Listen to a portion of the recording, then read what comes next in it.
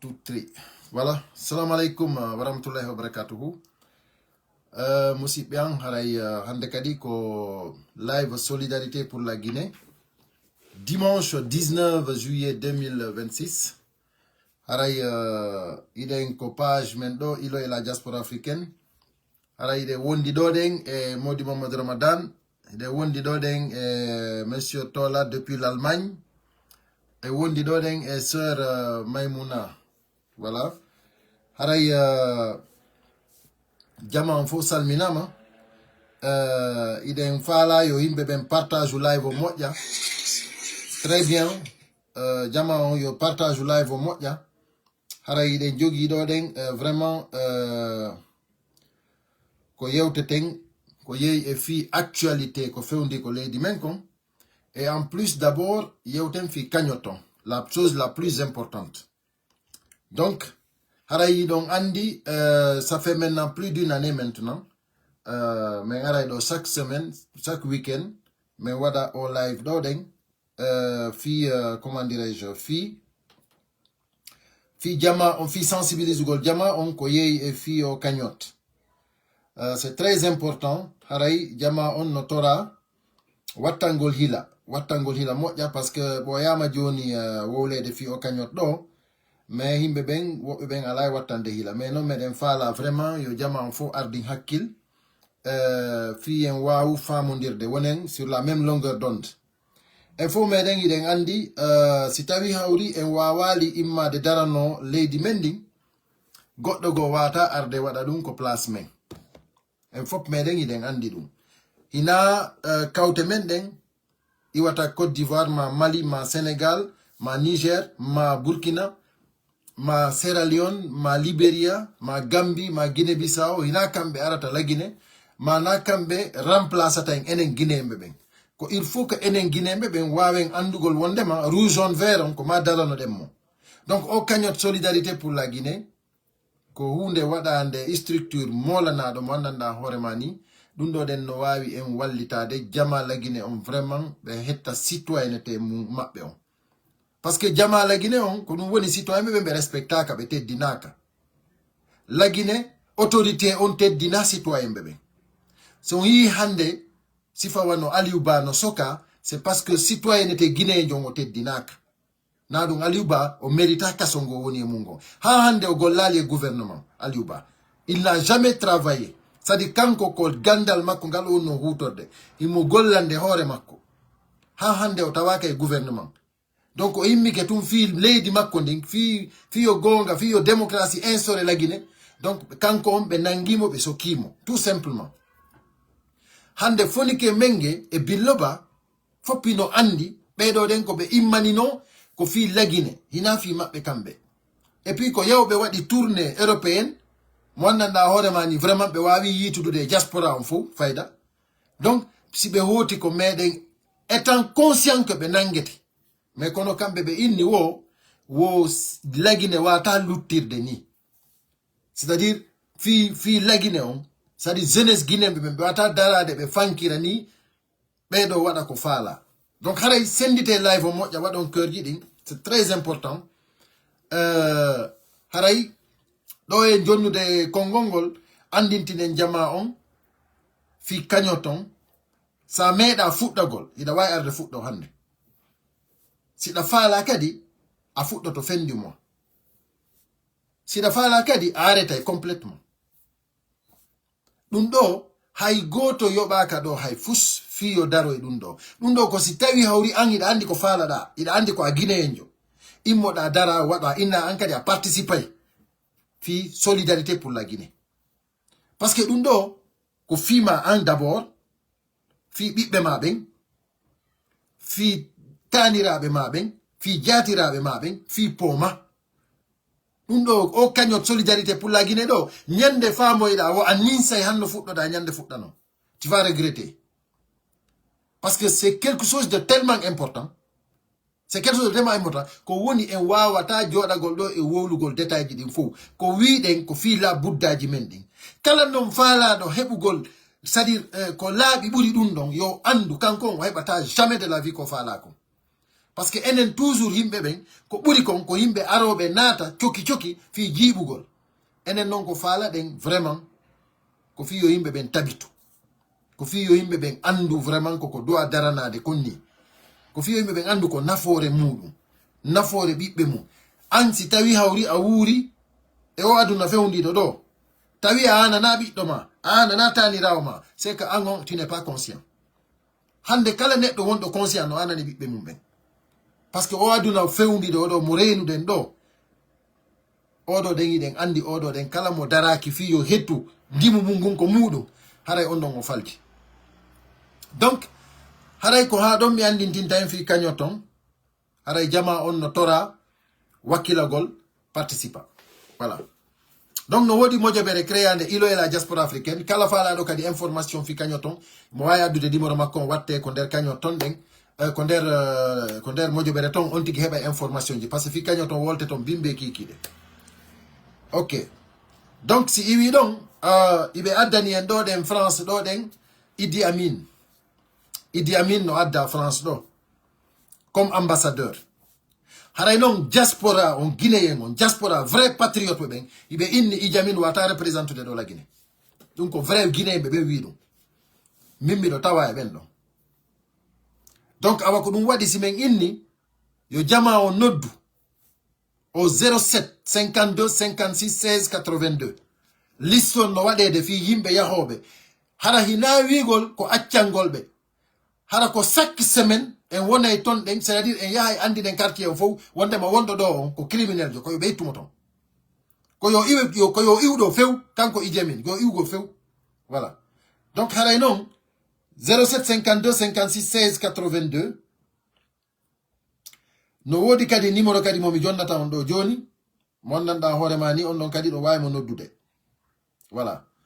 Donc haray do way noddude kadi ko 07 75 83 78 87 dum do ko kala faalabe yo Idi Amin dégage pari do ko ben do noddude o numéro do 07 75 83 78 87. Voilà. Et je vais répéter même si c'est pour quelques mots en français. Nous, la diaspora guinéenne, vivant ici en France, les vrais patriotes guinéens, nous disons non à Idi Amin. Un criminel ne peut pas venir ici nous représenter. Nous disons non, fermement. Idi Amin ne peut pas nous représenter. Après avoir kidnappé nos compatriotes, nos camarades, Fonike Menge Biloba, Habib Marwan, Nene Oussou, Mabori, les enfants d'Eli Kamano, les enfants de Damaro, tous les kidnappings qui ont eu en Guinée, Idi Amin est au courant de tout. Il ne peut pas venir ici en France représenter la diaspora. Ça, c'est pas possible, nous l'accepterons pas. C'est pour cela nous disons à tous les Guinéens d'appeler au 07 52 56 16 82. Nous allons dire non à Idi Amin toutes les semaines. Voilà. Nous allons nous organiser à aller c'est-à-dire à l'ambassade de Guinée, montrer que toutes les semaines que Idi Amin ne peut pas rester ici. Idi Amin, ici, même dans les lieux publics, c'est interdit pour lui. Parce que partout où on le verra, on fera un sitting. Partout où on verra, et puis on va te verser du farine. On va te verser du farine en plein public, toi Idi Amin. Gare à toi ici quand tu vas sortir ici. Que ce soit dans un lieu public ou un restaurant ou n'importe où. Ça, nous ne blaguons pas. Tu es un criminel. Tu ne peux pas venir ici représenter la Guinée. Impossible. Impossible. Donc, vous avez un autre numéro, chers compatriotes. Le 07 75 83 78 87. Ça, c'est les vrais patriotes guinéens. Nous demandons à tout le monde d'être vraiment vigilants. Et même si nous ne sommes pas programmés pour aller à l'ambassade, dès que vous voyez Idi Amin quelque part, appelez ces numéros. À n'importe quel moment, nous pouvons appeler les gens qui sont près du site là où il est pour aller tout simplement lui montrer que c'est un criminel. Et ça, nous allons travailler là-dessus. Et tous les ministres du CNRD ne sont pas les bienvenus ici. Parce que vous allez nous montrer où se trouvent nos camarades. Tous les kidnappés de la République de Guinée. Le jour qu'on va prendre un seul ministre ici, il va nous montrer où se trouvent tous les kidnappés. Parce que ce n'est pas normal que vous venez ici, que vous vaguez à vos besoins tranquillement, comme si la Guinée n'est pas prise en otage. Nous n'accepterons pas cela. Haray on a hake musi ya Guinée français on haray mi ya fini. haray ko mi falano tun ko yo message on capturé be nabana mo Idi Amin kanko tigi o nana voilà haray dum don la ngandi don haysi ko pular mi woli o nanay parce que Mamadi Doumbouya be andinino la message jandi mo jentade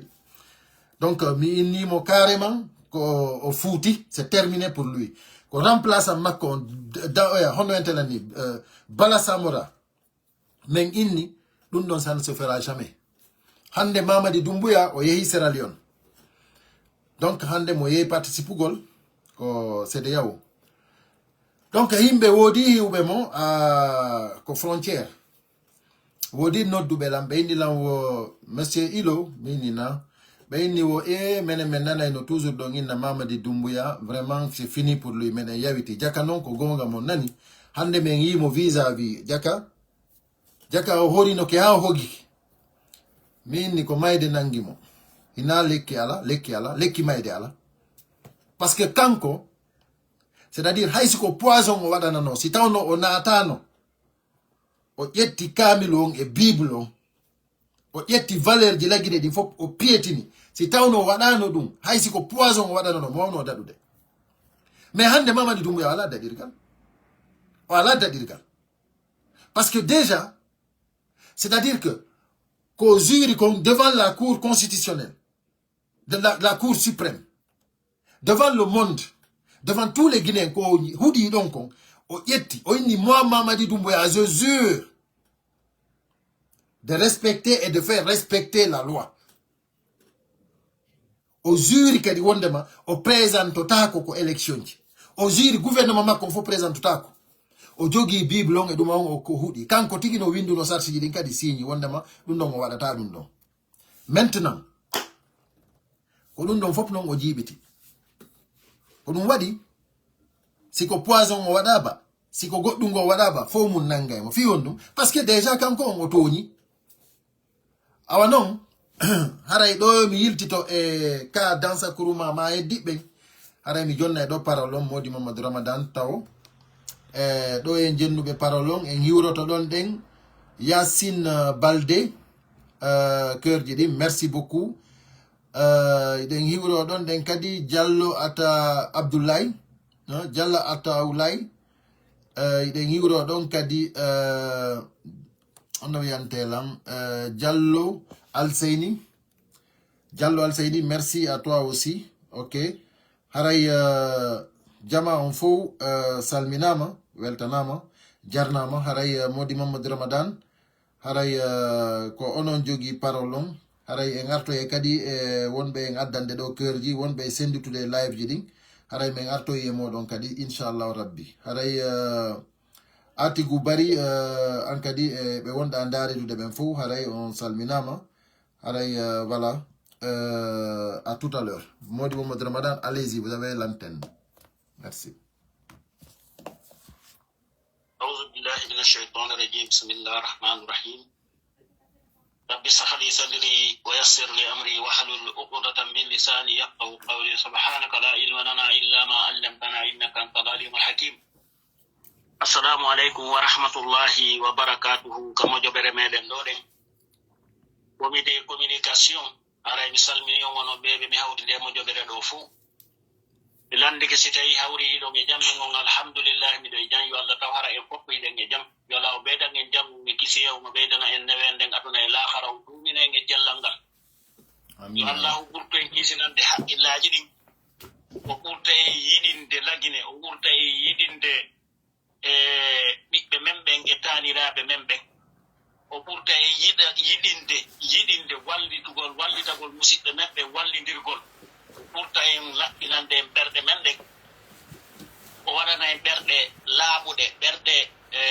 ɓerɗe miijitotoɗe ko moƴƴi miijitotoɗe ko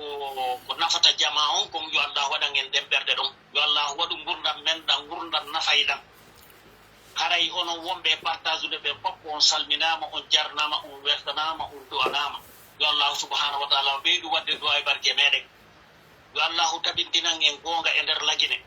yo Allah ñiñinan en gonga e nder lagine ɗi bandiji jooɗiɗi e hoore meɗen ɗo ɗi dundankeji jooɗiɗi e hoore meɗen ɗo yo Allah subhanahu wa taala wono hakkude men enen e maɓɓe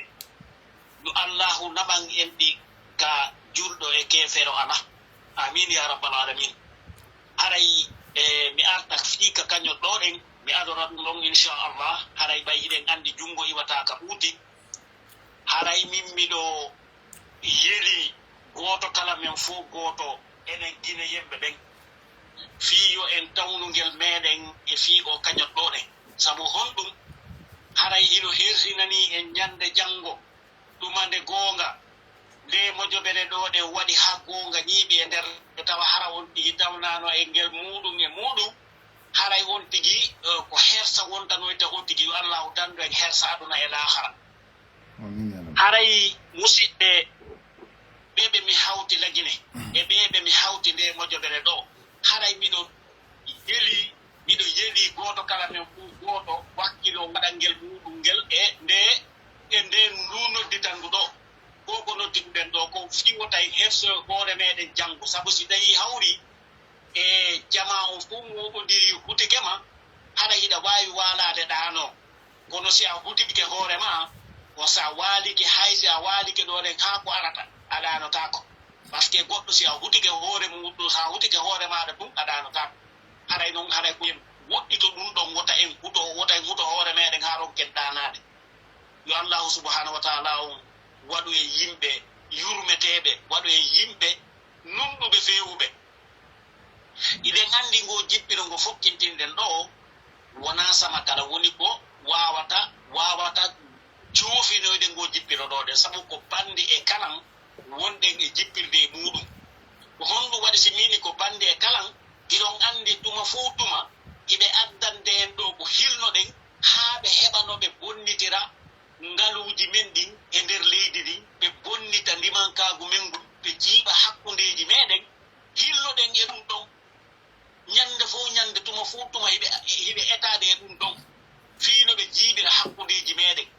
fiino ɓe ar ɓe okka en ko hilnoɗen walla ɓe holla en ko hilnoɗen haa tawa hara en accita en ngo jippiro gonɗen e jippirde maɓɓe ɗo sabu ɓe hulino en ɓe suusata en dey ɓe suusata hitaw sikku dey hiɓe suusi en ɓe suusata en dey woni tun kam ko woni ko ɓayɓe ala feere fewno ɗo ɗen ɓe jooɗori ga laamu ton ɗen ko ɓay hiɓe anndi fewno ɗo ɗen si ɓe démisoni walla si ɓe walliri hiɓe anndi aroyowo on on ɗon tabintinta goonga on kon ɗon ñiiminta goonga on tawi goonga on si tawi ñiiɓi e nder lagi en sariyaji ɗin ɗimmi tum hiɓe anndi haray kamɓe honto ɓe suddi ko honto woni place maɓɓe haray ɓe fof ɓe nooɗo to justice o par ce que justice o ko changé ɗo sariyaji ɗin ko changé teɗi haray ndi bandiji ɗo ɗen kamɓe hiɓe anndani hoore maɓɓe fewno ɗo ɗen hannde si tawi hannde ɓe démissioni ɗo hannde hiɓe anndi janngo goonga e numɗal e peewal koko tabitata e nder lagine si tabiti noon e nder lagine hiɓe anndi kamɓe koɓe bandiɓe koɓe wuyɓe koɓe lorroɓe banu adama koɓe criminel hiɓe anndi ɓe nootoy to sario ɓe nootoy to justice on haray on tumade ko justice mo anndanɗa hoore ma ko bonnuɗo aduna allah fof fondi guine yimɓe ɓen fof on ɗon justice woni ko joƴƴinoyte on tumade ɓe nootoy to noon saria on ɓe nootoy to justice o ko ɗum waɗi tawi fewno ɗo mbiɗo haalanayi hiɓe huli en ɓe suusata en ko ɗum waɗi si ñande fof ñande hiɓe etade ɓe etto ɓe hokka en ko hilnoɗen walla ɓe holla en ko hilnoɗen haa tawa hara en accidayɓe no ɓe woni e jiiɗirde lagine ɗo ɗe ni ɓe continue ɓe jiiɓa haray noon wota en wakkilo ɗum ɗo enen kadi udditen haqqillaji men ɗin findinen fondoji men ɗin anden ko honɗum ɓe faala ko honɗum ɓe faala waɗude ko koɓe faala waɗude ko giɗen anndi hina ko nafata en koko lorrata en enen wonɓe ɗo ɓen enen wuuruɓe fewno ɗo ɓen e wonɓe arde ɓen e ɓe anndanɗa hoore ma ko ɓiɓɓe meɗen e taaniraaɓe meɗen e jaatiraɓe meɗen haray lorraka yahoyay haa memoya ɓen donc haray no fiwota ɗum ɗon on raaɓoye ɓen ton ko ɗo ɗen ka fewno ɗo ɗen ni oɗo kaka fewni ɗo ɗen ni haanuɗen sakkade ɗum ɗo awa noon etoɗen wakkiloɗen wurnen ɓerɗe men ɗen wakkiloren kaafa allah kanka mettata aduna haray ko ɗum ɗo woni komi yewtata ƴiikajo ɗon haray koyen wakkilo goto kala men fof waɗa ko waawi kon hara on tigi ronkaali tawnude hoore muɗum e ko ko fokkintina ɗo ko e ko ko wona e jippirede muɗum ɗo ko haray ko ɗum ɗon woni komi andintinta hooram mi reɗɗina en enen jama guinéen fof kanande makka wonirɗen haray no miɗo ɓurti noddiɗude kadi ɓe wonirɓe ka diaspora miɗo ɓurti noddiɗude ɓe wonirɓe ka diaspora sabu iɗen anndi ino woodi ko wonɗen e yiide ga ko anndanɗa hoore ma hiɗe yeri yo ɗum ɗo wonoy e nder lagine kon ɗo woni ɗum nunɗal e peewal e yurmodiral e yurmeede wonde ka nokkeeri ka wonirɗen ga haray hiɗen faala ɗuɗɗu ka wonirɗen gaaɗe yo gumɓuɗɗornanɗe yo ñiiɓu nder lagine haray ko ɗum ɗo woni ko faala de donc mi alta ɗoɗen hannde e fii ko ɓe inni hiɓe nomini ɗoɗen walla hiɓe lammini ɗoɗen fii député Mamadi Doumbouya ɓay haray hiɗen anndi ina député de peuple woni ko lammina ko député Fenande député Ɗayne député Jamfa député ɓe anndanɗa hoore ma ko jooɗaniɓe Mamadi Doumbouya sabu o yii ɓay tumɓe waawi ñiiɓinde Fenande e nder laggine ɓe waawi tabintinde Fenande Mamadi Doumbouya nden ɓe waawi tabintinde ɓe dagina ko o tooñi Allahu subhanahu wa taala on kon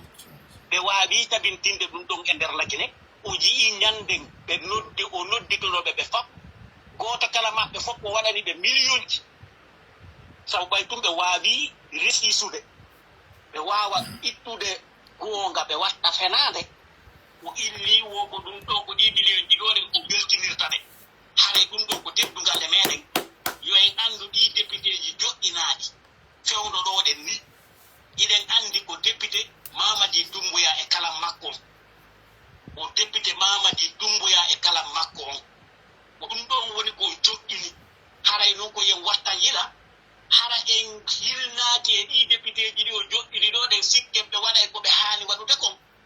haray en ɗayni hoore meɗen haray kadi en hilnike ko anndanɗa hoore makko ko nafata en koko lorrata en haray miɗo woɗɗintina en e ɗum kalandema hannde kalandema laamu lagine ngun on kalan jooɗiɗo ɗo fewndo ɗoɗen ni kalandema ko ɓe waɗi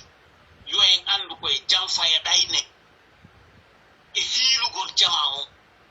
wuula ɓay hiɗen anndi ko yimɓe fenooɓe ko yimɓe ɓe yiɗa yo goonga wowne wona leydi ndin kadi leydi woni leydi ndi goonga wowlataake haray ɗum ɗon fof koye wattan yiɗa hara en hilnaaki ɗum ɗon haa ronke jippirde ngo jippiro ngo wonɗen e jippirde ɗo ɗen continue ngo jippiro ɗo haray ɓurten wurnude ɓerɗe men ɗen eyi si mi iwi e ɗum ɗon mi ara hannde miɗo jiɗi ko feƴƴi pita ka pitata saare ɗon ɗen ka préfecture hannde angal sécurité ko feƴƴi ka préfecture pita ɗon kon en fof en seeditige ɗum ɗon ka réseaux sociaux haray hiɗon anndi angal sécurité ko haawa ɗo ɗen arata haaɗa si tawi hawri hannde ko préfecture on ɓe bomɓe ɓen yimɓe wuyɓe ɓen woni ko naatata bonna fusindira lankindira kala ndema matériel ji ko ɓe tawi nder ɗon ɓe ƴetta kala ndema mbuuɗu mo ɓe tawi nder ɗon ɓay hannde lagine sécurité iɗen anndi jama on hino e ngoƴo jama on hino e ngoƴo ɓay hiɗo renti ko woni e feƴƴude e nder leydi ndin kon yimɓe ɓen hino warirede waɗuma wa gerto caaru yimɓe ɓen hino warirede wa gerto caaru yimɓe ɓen hino suuɗirede wasi tawi ko mumwutteji yimɓe ɓen hino sokirede wasi tawi hawri ko gilandema aduna tawi o lagine ɗum woni lagine o lagine ɗum woni e nder leydi ndi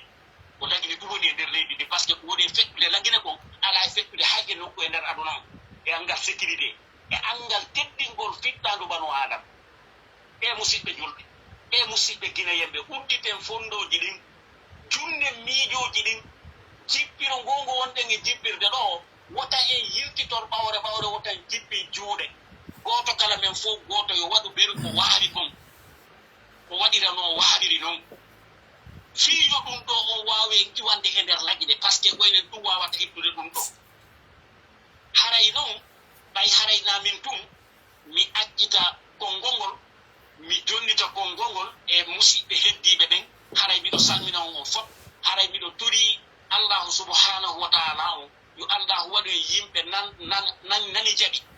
gollitiri huutori goonga on yo allahu waɗu en tawata hara ko enen wonata sabu haa goonga ñiiɓa e nder lagine hara miɗo wiya on assalamu aleykum wa rahmatullahi wa barakatuh. Merci Mody Mamadou Ramadan. haray on jarama boyi ɗo yo sœur Maymouna arƴetta konngol en hiwroto ɗo ɗen seeɗaɓe wonɓe wadde ɗo keurji haray miɗon tora senditugol kadi moƴƴa live on c'est très important haray abaya lenden ba eɗen salmina ɗon kadi paparaji ba Taïrou ba haray eɗen salmina Kimbo Diallo Alpha ba haray eɗen salmina ɗon Koyim Balde ɓeɗo ɗen fof ko wonɓe wadde keurji ɗin hiɓe weltana moƴƴa Mouktar Hadi Diallo haray salminama haray Awa Gento a jarama an kadi merci beaucoup à toi Kimbo toujours avec les cœurs Diallo Alseyni amin ya rabbi Diaka Diallo haray Diallo Siradio Abdoulaye Ba voilà haray an kadi a jarama toujours Diallo Siradio avec les cœurs Souleymane Diallo toujours Diallo Siradio Kimbo haray Diallo Siradio encore haray on fof moɗon on salminama on weltanama haray ko wakkilagol haray kadi ɗe salmina toujours voilà Diallo Siradio l'infatigable Diallo Siradio ok haray honno Ibrahima exactement Ibrahima Sori Diallo donc vous êtes nombreux en haɗay ɗo ayay Koyim Balde kadi toujours Boy Lova haray voilà merci à vous haray ko honno wiyantela ko yo senditu live moƴƴa ɗum ɗo c'est très important o solidarité pour la Guinée ko yo mandito moƴƴa solidarité pour la Guinée et il faut savoir que koko tawata ni wondema en ninsata jamais de la vie en ninsata jamais de la vie donc wakkilagol voilà partage live moƴƴa sendita donc haray en jonnude ɗon sœur Maymouna la championne des championnes voilà haray tu as la parole notre championne. Assalamu alaikum merci monsieur Ilo haray assalamu alaikum mi landi ko siɗon e jang onon fo mon ɗo e auditeur ɓe on ɓen sibude ɓen aɗa mi landike on onon e ɓen guureji mon ɗin si tawi on fo ɗon e jam minen ga alhamdulillahi ɗomin e jam haray ko toujours ko ɓeydutugol e andintingol Guinée en on ɓaawa haray heɗen arde ɗo naafi haray enen kadi en mara ko jokkuɗen ma haray en mara ko waɗen ko ɓennata kon si tawi haray leydi ma ndin no ƴetta annotage ko goɗɗo ko weli ko weli koko ma ɓuri sago ma koko ma ɓurata haray ko sabu ɗum ɗon woni waɗde haray ñande ɗo min arde ɗo min foɗɗa fiyen ɓeydondir haray toujours ko solidarité pour la Guinée haray ɗumen nodditi peuple Guinée on yo aru tawta nde mojobere nde wondeten e mum ha ñande ko woɓɓe kadi ƴettarole ça veut dire ha pooma en tant que gurdam nam ɗum woni ko arna ɗo haray ko sabu ko ɗum woni solidarité pour la Guinée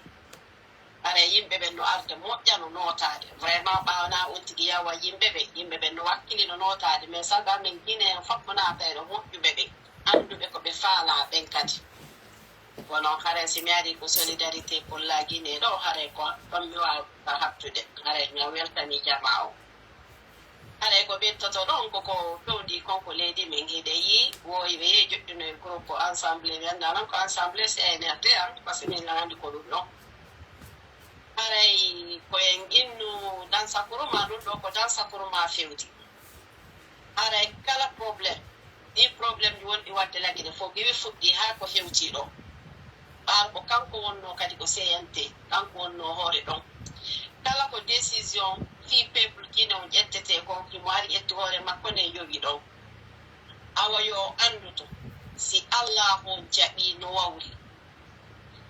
nde filmamadi lanni ɗe ɗo balɗe kanko dansa kala ko yeyi aduna Allah o kala ko yeyi aduna Allah o ko artirteɗo lagine ha hewta ɗum ɗo yo windu o mara ko hoore makko merci beaucoup e groupe makko tawtuɓe mo ɗum ɗo ɓen si ɓe sikki koko wowi ɓaawa gon lagine ɗo ɗum hattay ko Alpha Condé wonna immo yaha jooɗo tranquille comme si ya rien janngo noddi e lagine parce que peuple guinéen o fini joni yasi on weeti hade mi o jokku ko jokkude ko o sikka ɗum ɗo koko luttata ɗum ɗo koko lamni men suti hare no yo anduto kala ibboneji waɗɗi leydi lagine fof ko kanko dansa kurma woni nene e baaba si goɗɗo go noon tawta ɗo hay mamadi tumbuya si tawta ɗo ɓa mamadi tumbuya on noon de gandi fi makko koko lanni on ɗon so lanni o ñawama o gaynama yiye tugaɗen bogor ko kaso makko ko surra ɗon lanni si Allah jaɓi bonnuɓe leydi lagine ɓe fof tawti ha boydiɓe maɓɓe ko ɗon men hattata sabi si ɓe inni boydiɓe maɓɓe ko yaltoɓe hekkanaɓe ɓen ɓe fof ko ñaaweteeɗe kala jokkuɗo fen on wadde portel o saayi ɗo portel jiɗi hatti ko Alpha Condé ko fuɗɗi ko Mamadi ari ɗo fenani peuple kino haa ko yaltoy fof no anndi ko fenaade ɓe fof maɓɓe hara yoɓe haɓɓo ɓe fof maɓɓe ko ɓe ñaawirteeɓe gooto accataake mono faalano yo affiche o holla ko kañum ɓuri wawde wolugol ko kañum ɓuri wawde manipulugol ko kañum anndi ko fewndi kon fof ko woni wadde kon c'est normal mais anndine ɓe noon wona normal ko woni feƴƴude lagine ko peuple guine on no soñji no tampi no famde ndaari ndiyam wona ɓe ñiwoɓe gollude laaɓi honto laaɓi ɗi woni wona laaɓi ɗi yaadi e ndiyam na wona laaɓi maɓɓe ɗi yaadi e ndiyam na hannde ndaari tellement hay leydi nin faalaka groupe CNRD o étage ji ɗi no yewtorade ni ko woyi hay ko Alpha Condé yata yewta étage yimɓe ɓe mais joni étage ji ɗin tigiri woni yewtanade hoore mum yara e peuple kine on waraɓe angal sécurité ɓe haajaka e peuple kine on koɓe haaja won ko jiifaji maɓɓe ɗin e ɓen guureji maɓɓe ɗin peuple kine fine ono waɗa ɓe parki ɓe ɓeɗo ƴetti ɓen guureji mum addile e porto ɗo mais si Allah jaɓi ɓe gimmanto fiɗin ɗon kadi ɓen guureji maɓɓe wonɗiɗo ɗi ɗi hooteɗi hewtoya ko maɓɓe ɓe hooteɗe yaada guine ɓe ilide yimɓe wonɓe yoolade ton ɓen ɓe wata wonde ɗo ɓe innayi ɓe laamila guine ɓe ƴetta ɓen guureji maɓɓe ni ɓe addadi ɗo ɓe naagade école ji ɓe sodana ɓe cuuɗi ɓe installe o ɗum wata wonde ko ma ɓen immo fi ɗum ɗon ɗum ɗo wonko ma imme fi mum kadi tadi tedare holleɓe ko homɓe woni homɓe ma ɓe hooli lagine no moƴƴi wona ɓe yoɓe wujja jawle meɓɓe ɓanga ɓe finance ɓen guureji maɓɓe ɗin ga ɓe yahay ɓe fof ɓe hoɗoya lagine ɓe wata hoɗude koɗoten ɗo haren si mi ani ɗon ko ɗon mi hakkata mi ara fi ijamin on ijamin ɓurata komi se ilo woliɗa ko guine foppo duwa moɓade wona France tout era ko fof no duwa moɓade ya holla quartier ko ambassade guine o woni ɗon ɗa ko criminel jo addano insala ɗo ɓe immoɓe anda oɗo wata wonde ko quartier men portoɓe gona toñoɓe bonɓe ɓen no toon moƴƴuɓe ɓe no toon mais ɓe arata moƴƴuɓe ɓe wonɓe ko quartier ɗon men immoto hinna ɓeraɗoɓe mais ko enen wonata laawol ko enen arata hollaɓe ko aaden criminel jo addaɗo oɗo son accimo ɗon hay ɓiɓɓe mon ɓen o waray ko yaroɓe ƴiiƴam ɓeɗo ko ƴiiƴam andi so woni ko quartier mon ɗo watta mutirde ɗo gotaro ganda par ce que kamɓe si ɓe jarani ƴiiƴam banu adama ɓe wata wonde sa sufiyo ɓe wolane ɗum kamɓe tigiri raɓato ijami wonan hay ene ko kamɓe ɓen noon tigiri raɓato ijami Alpha Condé ko ɗum innuno dadis o dadis en ko ñamoɓe yimɓe wona o se communauté international ɗaguimmiɓa o dadis c'est la même chose pour ijami quartier ko ɓe waɗi ɗon ko anndingolɓe ko yaroɓe ƴiiƴa yimɓe so ɗiɗɗa kala mo ñaamireɓe goto par ce que ko ñannejo yoɓe ndarmo tunno wayi noon hay si ɓe yimoɓe annde wonande siitake ɗum ɗon wona innugol ko France tun ko Europe fof no duwa moɓade andina aduna Allah wonɓe France ɓen yimɓe moƴƴuɓe ɓen ko ñannejo adda ko quartier maɓɓe ko ma o iwa ɗo hare ko ɗum mi wawata ɗentande peuple guine o ndaaru lagine no fewndori hannde taw woɓɓe jooɗoto ɗum ɗon nannga e hekkugol hay yurmetake hay mara imanago ko hombo wawata hannde jooɗaade yiya leydi ma no wayi ni anda hocco cikkoɗa jala e ɗum ɗon ɗa werti ɗum ɗon illa ngamɗe yimɓe ɓe franchement ko hombo yeli leydi mo yo ini daari ko étage woni yewtade hoore yimɓe kiiteɗi no huɓɓa mamadi yaw a lorri leydi amen ndi hay tan Alpha Condé ko hani Alpha Condé a werte no wara mais an hay leydi ndi woni a ñiima sabu fenade ko watta kon ko ange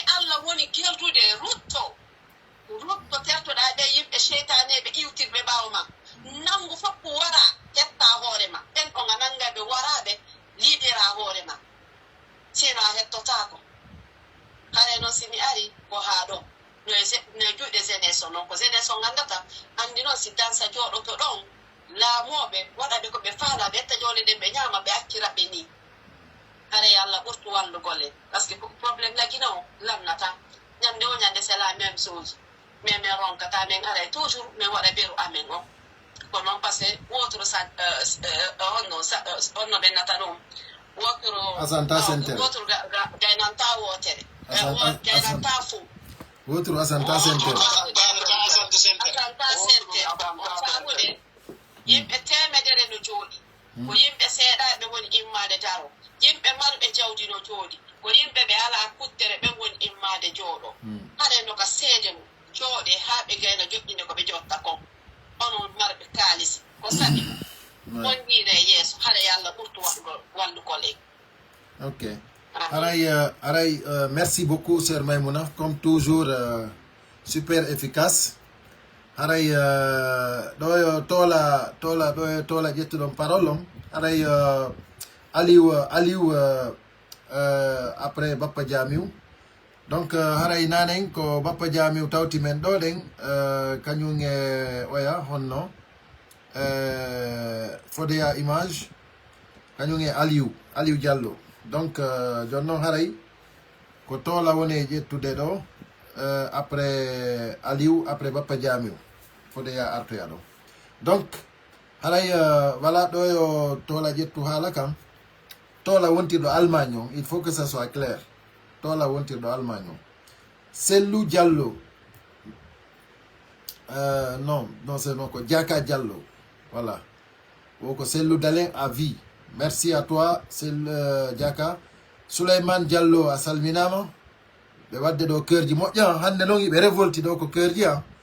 Voilà, ibe weltana moƴƴa non hande vraiment Diallo Siradio vive Sellou Dalen Diallo. Non. Winoɗo no waɗi disu parti UFDG on himo kirɗa kanko tigi. Kanko tigi mo kirɗa. Diallo Siradio, voilà, vive Sellou Dalen Diallo. No hande kadɗo no wuli ha. Voilà, Diaka o tapoter le live, tapoter, Mama Saliou Diallo. Boa tarde, hande ay portugais men haalay ɗo. Ibrahima Sori Diallo. Merci, kon ɗum o windi ɗo, merci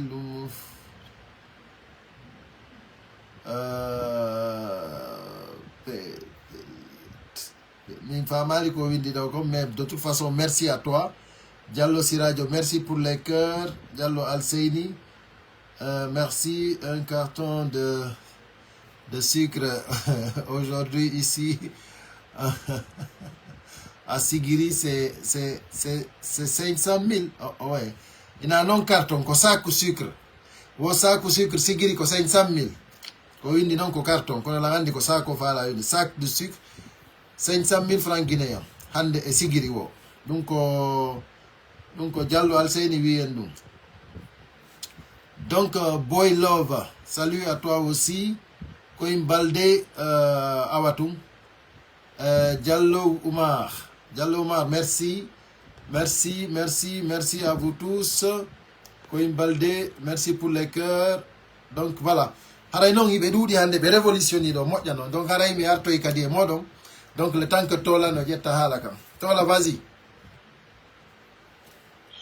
Merci frère Ilo, merci à tout le monde. Haray jama bono hiwra surtout wonɓe e tappotude live on. Wonɓe wadde keurji haray ɓe fappu maɓɓe hiɓe weltana hiɓe jarna. Haray si feƴƴi ɗon ko fii ko addi en ɗo ko fii o kañot. Ɓe neeɓi yewtude fii o kañot ɗo ko fii labuddaji men ɗi haray jama on fof wonɓe nder gaaɓe wonɓe wadde contribution les guinéen patriotes annduɓe ɓen tigi tigi ko il faut que changement waɗa lagine ɓeesuduɓe ɓen tigi tigi fof changement heɓa lagine waɗa lagine il faut gonga ñiiɓa lagine ɓe weltana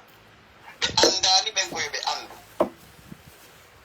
gonga no frère Ilo no wiiri no hayso ko hannde naatuɗa aɗa waawi fuɗɗaade hannde ay naaka de par ce que heɓi lebbi heɓi duuɓi non aɗa waawi naatude hannde fuɗɗo hannde donc jama on fakku mon ino weltana surtout wonɓe wadde contribution ji maɓɓe ɗi wakkiliɓe ɓen vraiment be weltana gaño to ngino yaarude no haani be andani ben koy be andu ko fi hoore mabbe woni wadande wona hay goto be woni wadande ko hoore mabbe woni wadande donc jama on foppo hino weltana très sincèrement je suis fier de groupe foppo mo hino weltana ko heddido ko wadugol appel heddibe ben be faamaali koy be andu koy be arube naata ka mojo bere be andita ko fi lagine ni si fi lagine non no wolede koy taware kambe kadi be tawra der to donc be weltana maintenant si fekki don frère ilo mi yewtay do honno ko woni fekki ko hande ka men on andi hande situation ji din kayni wonde catastrophique à tous les niveaux hande gonga madame ba ko wi ko sina incendie ji ko cuudi woni yande joni yimbe be hari hankino ko inondation joni ko cuudi din tigi woni yewtade yana e hoore yimbe be maintenant ce qui est plus inquiétant monsieur frère ilo ko honno leydi tawata innede saria hino e nder leydi ko tawata wo lampa hino ɗon ministre ɓe hino ɗon premier ministre himmel ɗon goɗɗo ara darna étage mo 9 étage mo 9 dal on ara tawa o jogaki permis de construction o jonnaka autorisation yo darnu on étage ɗon siki hunde ne hino hulɓini ka nder capital men goɗɗo ara o ɓanta étage mo 9 dal tawa pellette o jonnaka autorisation yo wat o jonnaka permis de construction ko ha honɗo ndi leydi men fokkiti très sincèrement hande ɗo ni hay hande woɓe yiiti ɗon kadi foreji ɗiɗi cela veut dire que hanki har ko sikor ɗi foreji ɗo ɗiɗi confirmama woni hande 8 kor o retova foreji jeetati guine yamɓe bonema allah e angal laamu kelɗum bonema allah c'est à dire e angal faamugol ko honno leydi yarata parce que leydi fof leydi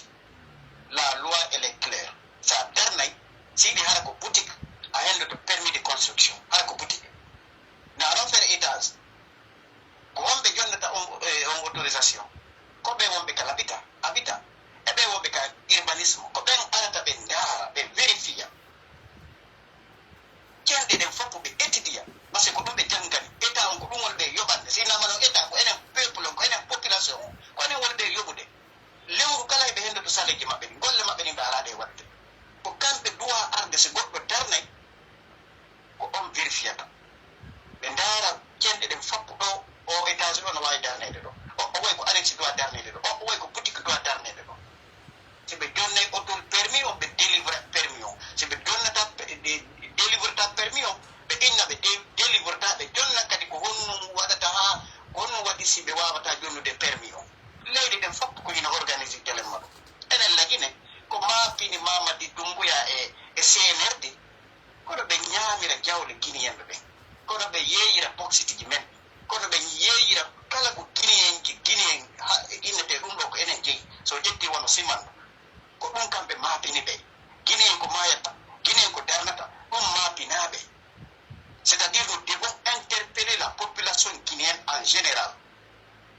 kala annduɗo hino e nder ɗi situation ji hiɗa e location sifa ɗi étage ji eto ha yiɗa e bayeejo ma o anda ko honno ɗo darno est ce que ɓe jonniɓe permis par ce que hande hay demudula toon wona o étage ɗo tungoy ɓe addani men prévuji bus ko woni feƴƴude ton ko hino hawni e kadi ko wonɓe wadde woni wadde ɗi piiji ko wonɓe wadde blanchissement d'argent c'est à dire ko wonɓe wujjude jawle guinéenɓe ɓen ɓe ara ɓe naata e nder construction par ce que ɓe anndi ɓe wawata ɗi naɓde ka banque central ɓe anndi ɓe wawata ɗi yaltinde ka leyɗe si ɓe yaltiniɗi ka leyɗe ɓe perdoyay ɗi risque de perte koye ɓe ara ɓe naata e darnugol cuuɗi étage ji ɓe anndi pellette na jawle laaɓude so vérifie moƴƴa ɓe foppo ko directeur ɓe ko ministre ɓe ko ɓen woni ƴettude jawle jonna yimɓe opérateur ɓe kippuɓe fii ɗum yo yawɓe darnana ɓe na jawle laaɓude hande ka yawɗon woni nder Conakry étage no ɓante no ɓantirede no ɓantirawo hara noon fonctionnaire jom honno salaire de base makko feɗɗa 500 000 o ƴettata ɓuri 3 millions e nder mois o fuu iya étage ji no darnirede bango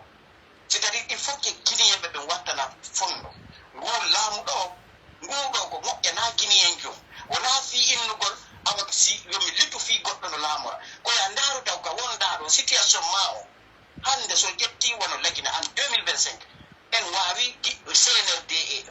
Dumbuya ɓe wawi exporte de 185 millions de tonnes de bauxite 185 millions de tonnes de bauxite ɗum ɗo waɗama batonji yaltinama jawle ɗen goɗɗo andade jawruɗe jolfu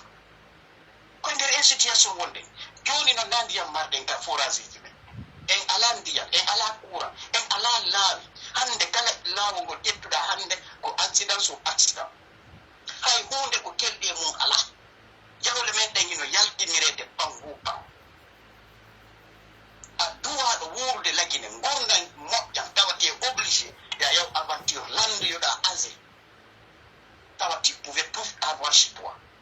allah bonema allah e laamu bongo bonema allah e cnrd e kono mum par ce que hande ko kamɓe laami ko kamɓe woni ɗon hande donc guinéenɓe ɓen ko yoɓe andu o na goɗɗo ɓe woni e littande ko fi hoore maɓɓe yoɓe hettu hoore maɓɓe ɓe anda ɓe wawi wuurde wono allemagne jo wawi wuurde noon ka mum no français ji woni wuurde noon ka mum no wono américain ji woni wuurde ka mum eɗen kadi ɗe wawi heɓude ɗan gurdam kono ɗan heɓike wosi hoorejo kelɗuɗe heɓike e kadi na walagol hoyɗa ɗum ko waɗugol golle ɗen no heɓora ɗum noon ɓe heɓirani ɗum noon kamɓe almaɓe ɓen ɓe littu fiyo ɓe hettu hoore maɓɓe français ɓen ɓe littu ɓe heɓi hoore maɓɓe les américains la même chose enen kadi ça ne va pas nous échapper ko yen waɗu la même litte hedden hoore men tawa si goɗɗo laamoto en halfinaymo woni laamu ngu ko enen jeeyi laamu ngu pouvoir appartient au peuple le pouvoir n'appartient pas enen enen noon si goɗɗo ari wono oɗo no ariri ni o ƴetti arme o yeehi o wari honno garde présidentiel lamɗo fou o halorike pouvoir o yeehi o ƴetti defkere o ƴetti honno bible o yeehi huɗanike yeeso adunallan fof o ƴettaniɓe promesse qui ne sera pas candidat on laamoto ɗon wiyen ɗon jang wiyen ɗon alhamdulillahi wawata marsude il est temps de se réveiller kala guinéen jo ka woni nder aduna o ya andu ta littu fi en goɗɗo yo are pouvoir littu fi no hettira hoorema par ce que ɓeɗo ɓe waɗi leydi men ndin en otage ɓeɗo ɓe waɗi leydi men ndin en otage sen wattanali hiila en foppu meɗen en yalta e lagine en foppu meɗen en doga e lagine hande hiɗen raɗede un peu partout dare ko woni e fettude sénégal ko honno mari ko guine lagine ala hay fuusi ala un peu partout hande dare Europe ɗo eɗen résultat partout alors que nous pouvons faire la même chose sur nous eɗen wawi wurde gurdan kelɗuɗan kamen tawa oblisaki siko a jibinande mamu a oblisaki argol sowda leydi konake a réalise kama mamu ɗo wara entreprise ma o mamu ɗo wura ɗon gurdam hanuɗam employa siko sénégalais jo ara ƴettamo golle siko burkinabe jo ara ƴettamo golle ara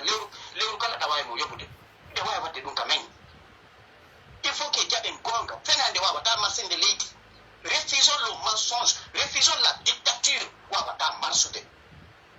wawata avancinde leydi la Guinée allah no jonni en piiji ɗin fop sina l' essentiel on les ressources humaines on ressources humaines noon ko enen goɗɗo aray enen ƴetta laamu par la force ndaren udditen gite ndaren on observé on pandan komden dane ono fenande guinéenɓe donc il faut qu'on se réveille il faut qu'on se réveille il est temps de se réveiller donc je vais pas trop monopoliser la parole frère Hilo je vais m'arrêter là are jaman fo ino weltana une fois de plus le combat continue wassalam. Merci beaucoup Tola. Très bien dit. J'espère que le message est bien passé. Aray jama fou jentiti ke moƴƴa faami. Aray ko ɗon hiwroto ɗen ɗo yo Aliou ar. Là c'est Aliou qui doit venir après Bappa Jamiou. Aray iɗen hiwro ɗo Ibrahim Djenab Fogou. Trop de catastrophes en Guinée. Diallo Al-Seyni, ce n'est pas possible. Donc, Haray Saïdou Diallo, merci pour les cœurs, Saïdou Diallo. Donc, Souleymane Diallo, ok. Diallo Siradio, ok. Diallo Siradio, Ikuma Grand. Donc, Haray Doden, Ikuma, Doden, ça va, donc, Kuma Boucher, John Wana Fimundo. Koim Balde. Je salue mon frère Tola Ba. Très bien. Ok, Koim Balde, c'est toi là-bas de l'Allemagne. Si c'est lui, Haray Heutimo. Seydou Diallo, merci pour les cœurs. Mustapha Bari. Bonsoir la famille, j'espère que tout le monde, j'espère que vous allez bien. Vive l'UFDG, vive Selou Dalen Diallo. Merci mon frère. Boubacar Sow, voilà, merci pour les cœurs. Seydou Diallo, merci pour les cœurs. Salut, merci beaucoup. Voilà, Diallo Siradio, Fimado, Koto Iloba. Merci Diallo Siradio. Donc, vraiment, Hande non. Hande, je ne vais pas vous mentir, vraiment, on est révolutionné, c'est-à-dire que qu'on y douira, quoi. Voilà, on ne peut pas se plaindre, quoi. On est bien régalé là. Hein, Tcherno Madjou Bari. Merci à vous tous, Ali Bari. Merci pour vous, votre courage. Merci Allah Akbar, Diallo Al-Seini. Voilà, merci. Mohamed Diallo, merci Boubacar Sow, merci Souadouba, merci Koim Balde. Donc voilà, Haraymi Artoye Modon Kadi. John Nendo, parlons Aliou Diallo depuis Lyon. Vas-y Aliou. Assalamu alaikum haray natolay sanningol jama on fo woni be hettade ka plateforme di woni be partage ni partage be soni ha fiji to idode welta non ono wonbe do be mbi jamma modde non e ko wonno ngi wadde ko fo mudum fino lead mendi hebe la buttu eno yara yeso haray mi toro ka jama on fayi be buttu arde modde non e be tawe ka solidarité di kanyoton solidarité ko jokerenta e haray ka do sibe nadi yen to yibe nyibugol on andi nato gongol ko c'est une chose ñibu gongol c'est autre chose yo non kala ko mija wadede woko mija wadede na nomro wana du gongol konti ko ñibu gol e murando e kadi sa naati ko ya holo hay dewangal ko ya holo sa hola kala golle do wanda wadde sa hola tare ba ta gasude ko on to hebu ferme conviction wonde mo ko mo woni wadde di sade kadi mo woni wadde do ko mo woni andi addo ko fi leydi andi ko fi dandugol hoore danda kala juldo wondo kala ton kala ginneji wondo kala tonde fi yo hebu uddo fi yo wa wurdi no hanir dum ara yen tori jama fo yobe wakkilo be hedi tike e be nato e landai to be satti ko landi dembe kala yeri ko be wawi wadde o yeba sak fende mo e kadi jama on andita si tawi injustice no wadde kala leydi ma mata goddo kala be jabo courage ko brown inna no on peut rien faire devant le système est plus fort que nous. Non, c'est faux. Pour moi, c'est une formule interdite qu'aucun Guinéen ne devait parler. En fait, toujours, tu peux toujours faire quelque chose devant l'injustice. Quand une première chose, il faut dénoncer. Quand il y a une injustice, il faut dénoncer. Bondo, comme vous me trouvez, bondo, c'est mon doigt, c'est moi, depuis qu'il y a eu parce que Harry, moi, toujours, me demande. Bondo, il y a vérité. Donc, so yihi goddo ko bonkala ko yidu injustice ko on dénonce. E kadi e jama on fo mudu mejito hara e yijital be disparition be nanga be mutnira ni do ko to kala be yodo mejito dara wan fonike menge dara biloba dara be nenira be meden en usu dara be babira be honno Elage Keita hidi 75 ans ko to kala be yodo wadaka kilmul ene tawsi ko nan parce que nous usu elle a plus de 50 ans et peut être on a né no be men ba wanda yi pati wo be mede so tawsi ko nan tawsi ko kotra wanu tawsi ko modi anu tawsi ko dundo on diga dunna mijo ene be do ko honno do di habe wala habe nangirani be wujja be fena ko honde wotere be lanti ko leydi mabbe dimbe darani ko do kala be inna ne digon wata jodorgol ni ko be mi immo mi daro wobbe mabbe wono kanyum kadi wadde no wobbe go wadita bidde ita jokka haaji mudum be subaabe dum no haray non ko enen immo ko wala dum no wadde gon non dum do ko si on tigari tawti jama on be inni hondu woto wata no kude men ko dum josi no kude so motodi dum e wawa ko san nokkude haray en torki jama on ko leydi meden bi e wawi yarde yeso wokko say en fop meden en yidi leydi men di e kadi jama on kadi ya no ko mo se peut rien faire non e jama on kadi ya accu décourage ko wakili be en ko no hanga gaynanta be no wo honno woto wata de sante sentere no foko ko halaji di wawa tay nargol yeso o mo joni si tawi woni an a wata wadde a tamma on permetama encourage wonɗe waddum ɓeydi tan mo waɗanmo droit o kono wata won an a ala e wadde kama kadi fayi ko a décourage wonɓe e wadde ɓe ɗum ɗon kadi jamo e accu ɗum noon ɗinnen kadi fayi honɗum e renni woni réseau sociaux kon ɓe laamiɓe ɗo ko bandeji ɓe wawi majjinirɗe kuuɗeji ɓe essaye majjinirgol e kuuɗeji ɗin fof mais ɓe wata ɗum hadde ɓe wawa par ce que no woodi faamuɓe piiji ɗi yaltaɓe kadi ɗum ko ɗum men tori jama o kala woloyɗo galɗen kal meɗen ɗoɗe so wi goɗɗo yarti yenni en on ɗon so yottoto yo yotto o yennude ɗon tun wata o yennu leñol makko ngol few ɓay haray yo mijito wonno oɗa yenniri leñol men ngol fof muusimo noon awa an kadi a wonɗo e yottade on ko noon sa yetti ko noon luttuɓe fof en ngel muusirta so yehi allah subahana taala omo inni en si goɗɗo toñima sa wawi muñagol ko ɗum ɓuuri moƴƴude so noon a wawi muñagol ko a yotto ko waɗi ɗum noon noon ko par ce que himo andi généralement sa yettike anga ɓurtinayi par ce que har te l'effet de la c'est-à-dire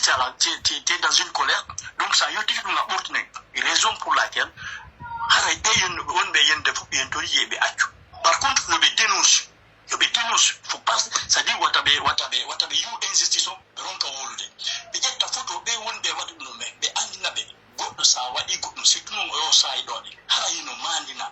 kala yartuɗo ɗo waɗidiri ethneji ɗin si yimɓe piiri wonno LCC ɗo woni e waɗirde ɗo ni yo andu inde makko ne foppi hino andi ko woni e wadde ko en cas si changement waɗi ko kanko ɓukki hoore makko e probléme ɓe sukaɓe hande wata on jaɓo ministre ɓey noon jonna on ɗon bukki o bonnon avenir momon ko woni bonnugol avenir momon ko innugol yalto waɗa ɗo waɗnira yimɓe kanko haymo wattonde milliard et de milliard a yalta ɗo jama waɗama étiquette haysi laamu moƴƴo aroyi haysi ɓe farama recrude ɗo atama recrude par ce que dès que ɓe inni ɓe recruté ɗum goɗɗo ɓeyne tuma non exemple dansa kurma nde tumboya wanno ɗo coup d'état o gonto jama fuɗɗi découragé ade ko dow nomuno dansa kurma jamo ina noon non wonni ko appli par ce que hade yehi ɗon no fonde alpha konde waɗno troisième mandat on a vu la vidéo où dansa kurma disait que lui il accepte voilà donc c'est des personnes qui n'ont pas de conviction donc hade sukaɓe wata goɗɗo kala ɓe wata goɗɗo jaɓu honno ndiyam feƴƴeɗen yoola ɗum jama jaɓu heɓgol conviction mara conviction jingana gonga o haray ko woni torɗo gon sakni avant que ɓe femɗade jonte gongogo haala kan toujours mi haala fi yiderjo meɗen o ene miltanɓe ƴewteɗen fof muɗum yen dowa ƴetde exemple de notre leader on e yehi piiji ɗin fof ko woni heɓde mo kon mais malgré ça il est toujours là imo batade mo wadde yer ko wawi kon fof muɗum ko enen no jonnatamo force on andi hay goɗɗo ka galle makko fiyo heɓe force ko so tawi woni ɓeygol makko nen jinganimo sayi goɗɗo ha yaltere ɗo on sa yalti a wooli a hawti ka suude ɓengu ma mi anda ko nu waɗata ɗum gon waɗata ɗum ya selo haala a décourage ɗo mais so tawi woni jamma on fof no encourage dema yaw ɓe andinima koye hoore gonga wonɗa a heɓay doole haray koye anko ken ɓurɗo wakkilade enen miltan IFDC men wakkiloɗen fiye ñunnu leydi fiye waɗi yen tabitini gonga ka leydi meɗen haray noon fi tabidingo gonga ka leydi meɗen wonade yiye yenno leƴƴi luttuɗen en anda ka leƴƴi luttuɗen woodi marɓe hakkille no mariɗen hakkille ni faalaɓe e guine yaar yesso wono faanira ɗen ni haray mi jarna jama o fof muɗum mi weltano jama o fof haray yen tori jama moƴƴano yoɓe arka kañot ɗo ɓe wakkiloɓe waɗa yerko ɓe wawi wo ɓe hoto noon kadi ɓe tabita ɓe anda kadi yimɓe ɓe hooli har wona découragé aɓe yimɓe haray mi salmini jama o fof merci on jarama moƴƴam. Merci beaucoup Aliou, c'est vraiment bien dit. Haray ɗo yo bappa jamiu ƴettude parole on toujours en ɓurtay ɓeyda e weltanagol wonɓe commentude ɗo ko live men wonɓe wadde cœur ji wonɓe senditude comme le cas de Ibrahim Diallo, Mohamed Diallo, Boubacar Sow, haray on fof moɗon iɗon weltana Diallo Mamadou, iɗen weltano ɗon nde Mamadou Adama Sow. Respect à vous, merci à vous tous, hein. Merci vraiment, vous êtes nombreux aujourd'hui. Diallo Al-Seini, Shérif UFDG Diallo. Donc, Shérif UFDG vaut tous les moyens pour faire partir ce régime sanguinaire. En tout cas, que tout le monde koye wakkilo mo ɓe koye wakkilo ko woniri mo ɓe waɗa ko wawi kon. Balde Mamadou Moussa Moussa Cool. Merci à vous tous. Hein. Merci à Chérif aussi, Koim Baldé. Voilà, Haray, vraiment, vous avez été nombreux. On vous remercie infiniment. On y haldir à chaque fois qu'il y a un live, venez liker, partager, mettez les cœurs. Donc, Haray, il faut le faire. Haray, Bapa Djamiou, tu as la parole. Assalamu alaikum. On jarama musidɓe an tedduɓe para mesre siraji diallo gilandema fayda o gagnante pour lagine ɗo huɗɗa o kanko mesre siraji diallo fayda mi nanayi fi makko hino wowle nder gaka o participata o weltano en golle ko wonɗen e wadde ay tigi tigi on naymo félicitation ka solidarité pour lagine ɗo haray himo tawa e acteur ɓe ɓen ka solidarité pour lagine haray onon noon kadi fof woni ɓe arde waɗa laayika maɗum towna kolɗi ma weltora hay tawi on tigi waɗari hay hunde haray fof mon kadi hiɗo weltoɗa ɗum ko ɗumiɓe siddiɓe fayde e mawɓe haray ɗen anndi hewɓe no baala haray participude kadi ka solidarité pour lagine ara ɓe annda ko onno waɗirte donc haray wota hay goto aamu landa kon so landike timɓe tindinayi on ko onno geto ton ara o wawa e participude donc haray toujours kan liyen on monsieur Tidiane kañumma e monsieur ilo baani ɓe lamtude liyen ɗiɗi haray si tawi woni yimɓe ɓen waway windude ma ɗum waɗa laayika ma participa donc haray ɗum ɗon fof surtout numéro ji ɗin kadi hara o yejjitaali numéro ji ɗin fi solidarité pour lagine on on ndaray toujours ka hoore dow o yiyay toon no partage a numéro ji ɗin ka jawle hana mawɓede ɗon wayde nganndi hay hunde watake waɗede ɓaawa hay hunde donc haray solidarité pour lagine on no hatto ɗina mouradu molana ɗum fi no débarras ɗen e ɗi laabuddaji ɗi paalaɗe en maɗi haanude waɗɗetata hara angal mumen no haɗi en ɗum ɗon haray ɗen toro mawɓe maɗum commerçant ɓe ma koye tawa ɗum kala wawɓe wonde e nder lagine no ɗiɗo noon ma ɗum hay yaasi woni ko porto woni ko chinois woni ko woni o woni ko libanais woni ko arabe woni ko kala wonɗo haray no tora fi par ce que gon ka cagnotte pour solidarité pour lagine ɗo haray ɗum no e wallitagol jama lagine o e ittugol ɓe e ɗi soñjaji ɗo donc haray noon min minani yimɓe ɓen no wowla ɗo ni na wondema o dansa kuruma o hino rendu beranede kadi fayi woddugol e hoore ande maɓɓe nden kaɓe woni e hibbude hoore maɓɓe ɗon ko ɗum woni mo ko woɓe ensemble maɓɓe o ko koɓe yawɓe hibba ɗon hoore maɓɓe haray ko ɗum woni ensemble général maɓɓe o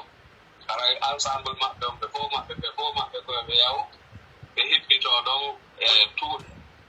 sabandema si yimɓe bomɓe ardike e hunde haray ko bonki ɗum woni ko wallite ɗon e ɗum kadi woni ko jaalotoɗo si tawno ara ɓe sanguno dansa kurma no gasa ɓe adday no goɗɗo go wawo nandintinde e fonnugol lagide dansa kurma no annda ko neɗɗo fenowo no faalaka hay goto wona no jogii faamu ɓuri mo kanko e nder lagide no ɗiɗori no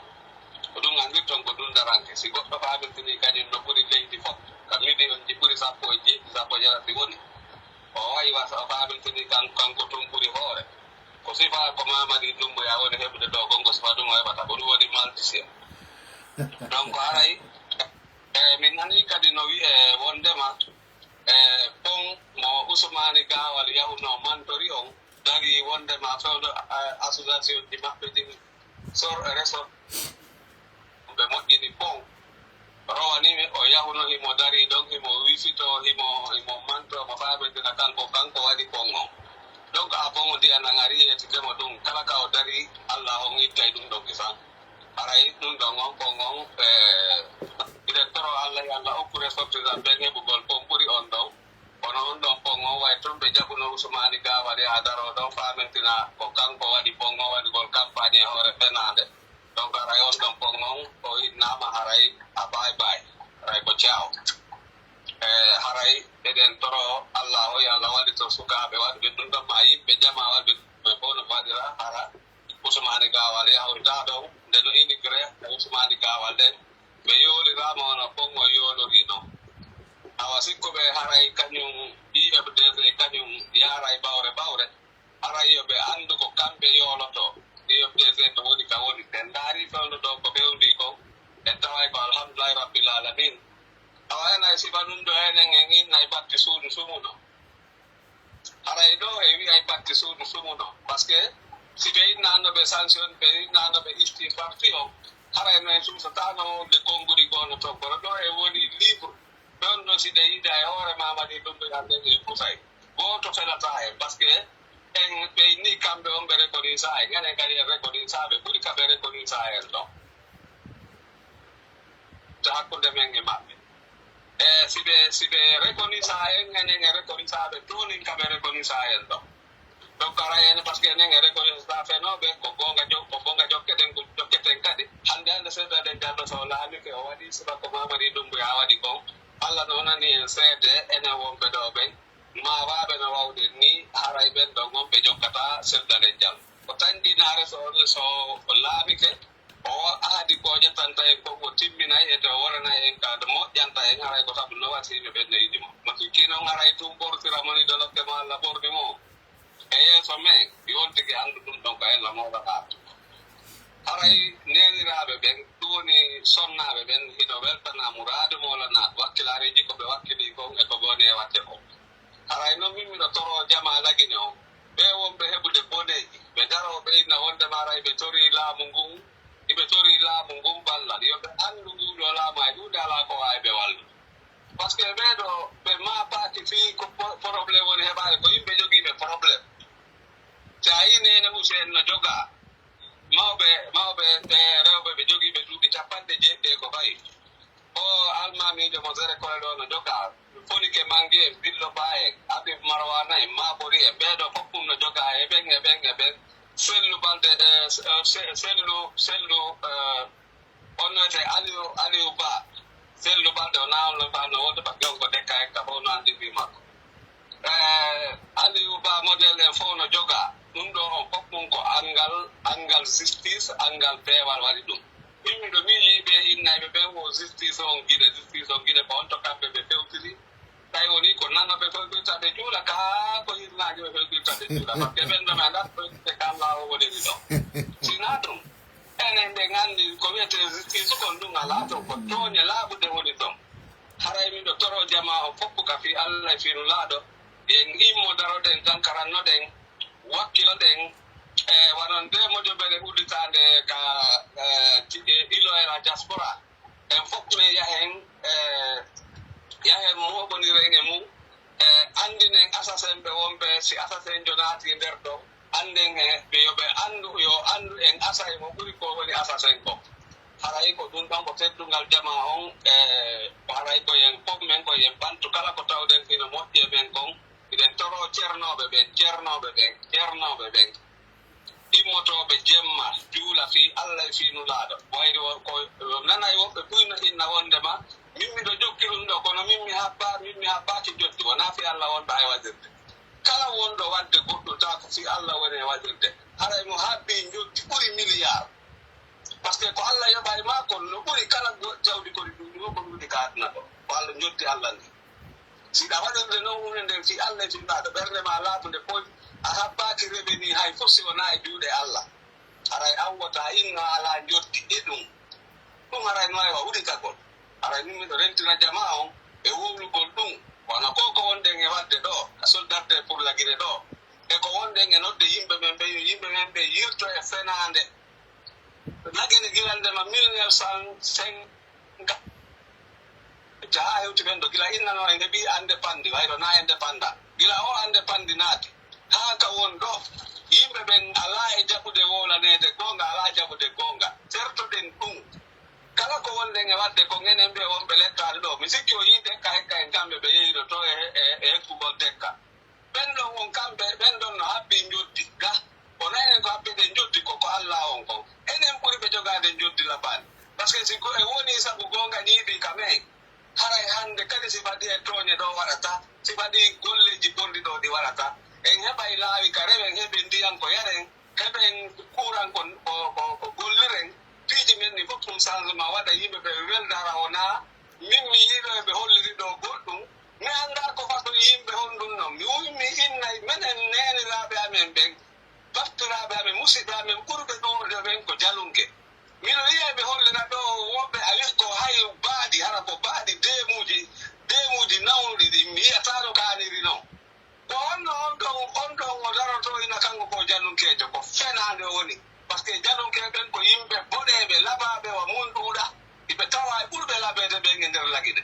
wiyeteɓe ɓen ko jalunkeɓe kala ndi yiwɗon ko kanardi kala mo yiwɗon e maɓɓe ko kanuɗo si waɗi baaɗi wonade e hollede ɗo ande ɓeɗo wonɓe fof maɓɓe wonaɓe jalunke koɓe lunketeɓe par ce que ɗin mbaɗin ɗon geece ɗe ala lagine ɗen geece ɗon ko ittade nokku go addano wadde campagne e hoore men tindina ko wowla jama o yowni tukita ɗen fi atakugol lagine ko lagine ɓe ari atakugol si fuuta memama lagine memama anden si fuuta memama lagine memama hay leñol gotol halangol ala e nder fuuta wota yimɓe ɓen sikku wonde maaray si fuuta memama aray lagi nokku goo no daɗi hay nokku aray daɗa e nder territoire lagine o haɗay ko ma wattanen hakkille ndaron kadi ɗeɗo baaɗi moƴƴa ko wona wiyeede ɗo wo ko wonɓe inita ɗo ko jalluke mi yiwano yunusa o jammitira ɗo konde sabu alba konde mi yi imo kesiyana ɗo woɓɓe wo ko sarlon ɓe yehi e meɗi e keɓeɗi e ɓora jang e ɓoroya dande ɓora awa ɗum ɗo ɗen geece wonade hollede geece baaɗi nawnuɗi ɓen wona guine ɓe jeeya ko kamɓe andi on to ɓe yiɗi ɗin ɗon baaɗi ɓe addi ɗon en tout cas ɓe nanda e guine yen ɓe woni e naadude e nder leydi ndin ɓe nanda e guine yen terroriste yaga e nder leydi ndin ɓe naata gere ɓe forma fo rébellion e nder leydi ndin ɓe jooɗoɗo ɓe inna wonde makko jalluke mamadi dumbuya ene ƴetti micro ji RTV ɗin jonni ɗi bandiji si tawno hara mamadi dumbuya gouvernement CNRD so tawano kay ɗum ɓe jaɓatano ɓe ƴetta télé micro ji RTV ɗin ɓe jindira ɓe jooɗi ɓe watta yaltinde micro ji ɗin hay nder lagine ɓe yaaday ɗum ɗon sarlon ɓe yaaday ɗum ka ɓe landawta ko micro ji RTV ɗin ɓe jogui mamadi dumbuya imo woni clan e nder golle bonɗe wonade waɗede lagine ka ɓe woni notta ɗo o ko jalunka dugu jalunka ɗum jalunka men duggay on fof mo so tawi woni on fijiri si allahu laami ɗon jaɓi so sikki wonno men e men ɗeƴƴoto on minen ko mawɓe amen ɓen nehiri men needi yo men waɗu doy min waɗi doy ha min tawi on faalama men yawade min andinayi on ɗum gasata min muñanta ko on ɗum si allahu laami ɗon jaɓi onon ɓe iwruɓe ka iwri wo e nder aduna on iɗon aɗoɗon iɗon janna haalaji ɗon famintana onon kon jallunke on anda wona on guine hen si allahu laaɓi ɗon jaɓi ɓeɗen o yarata ata ko lagine inno wondema ko fuuta o lagine fof wonɗon e atakude o ɗon iwri e cenne boora e donde ko sigiri ko ɗo e ɗo partout iɗon iwrude haron inno wonon ko fuuta fokkituɗo on boydama so tawi ko fuuta fokkituɗon min ko nomari komi yewta on jarama merci Bappa Diame merci Bappa Diame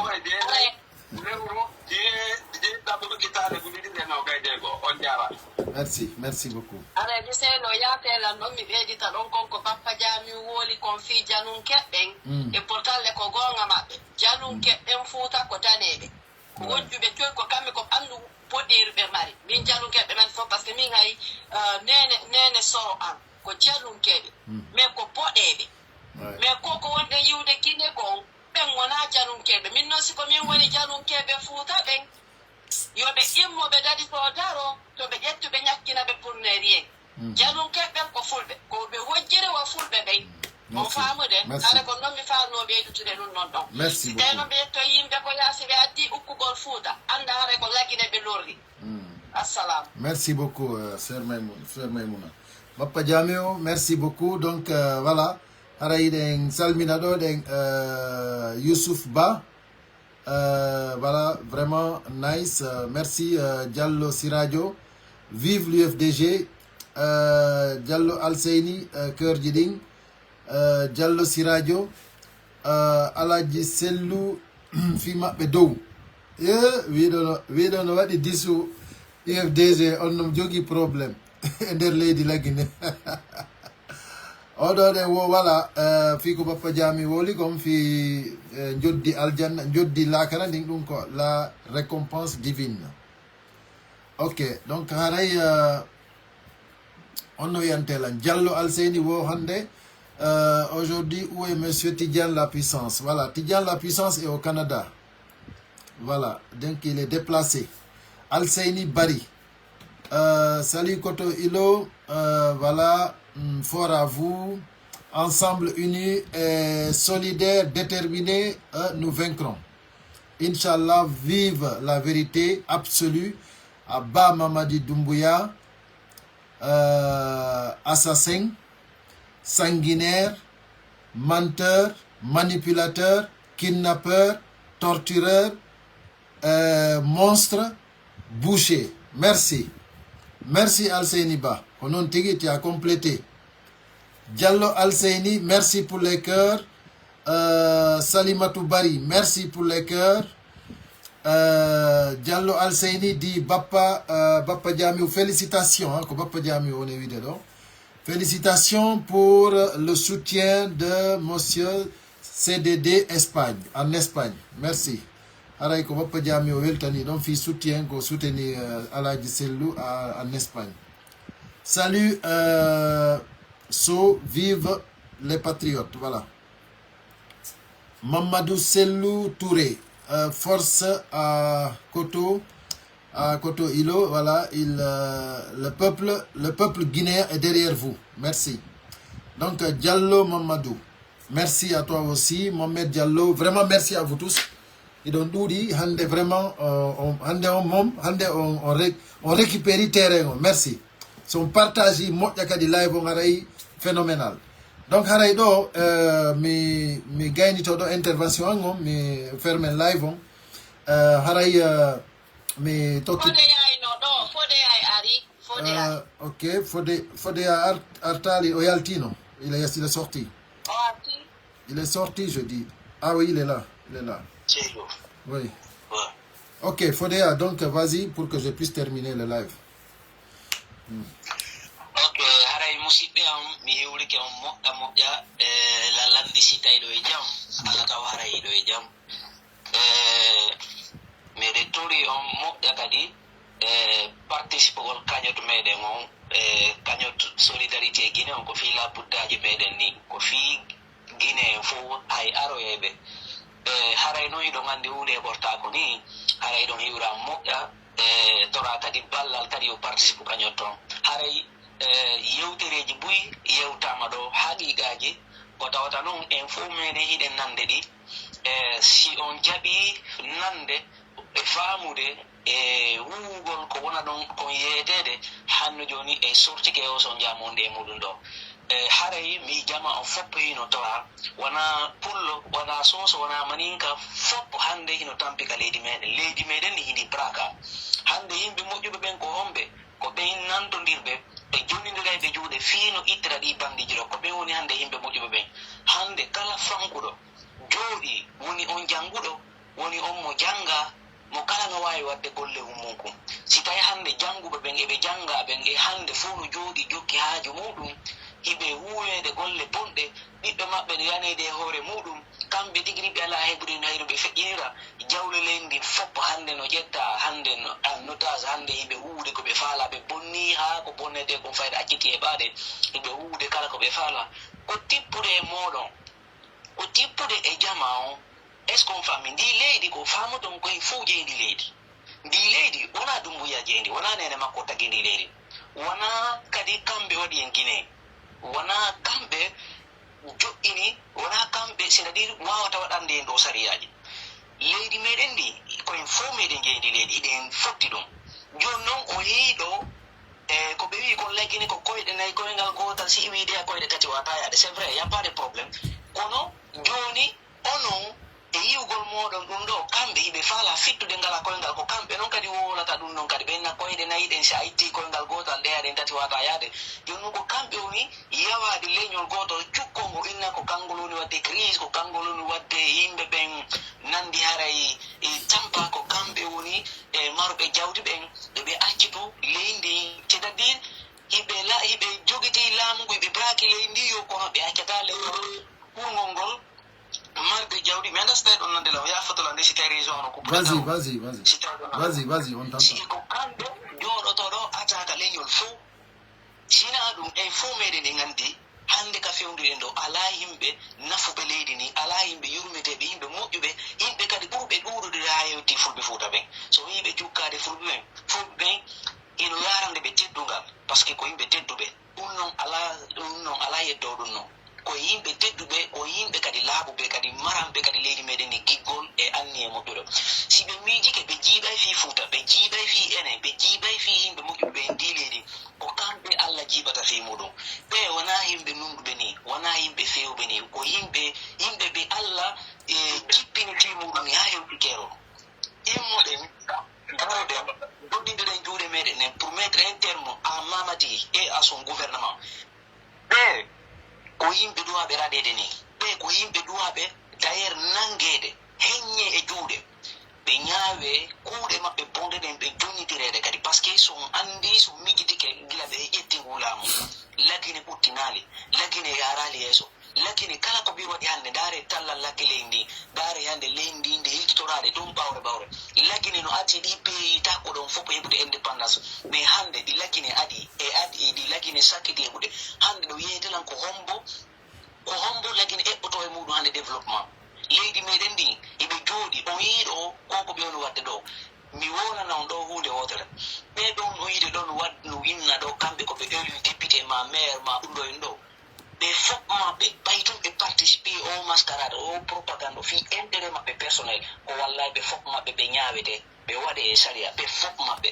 ɓe wonno yiide ɗo wona yimɓe howleteɓe ni hen par ce que min kadi komi miijitoto sonde wonde si tawi wonkianki metti e ɓe ko minata batte kadi ɓe ari kadi par ce que ɓe holli en kamɓe visage maɓɓe si tawi no joni ko selludale arno ɗum jusqu'au laamu no gasa amata ɓe kadi immoto kadi korompa no ɓe korompi noon alpha konde kono ɓowlo ɗe hoɗɗo ɗon ɓay tun ɓe jaɓali famodirede ɓay tun ɓe ciwlorike ngol laamu ɓe jaɓali famodirede ko billahi ngo kala ko wonata possible ittugol mamadi Doumbouya kenɗe fof muɗum afirde fino ittire ko laamu par ce que ɗum noon hannde kadi ɓe faami kamɓe tigiri ɓe anndi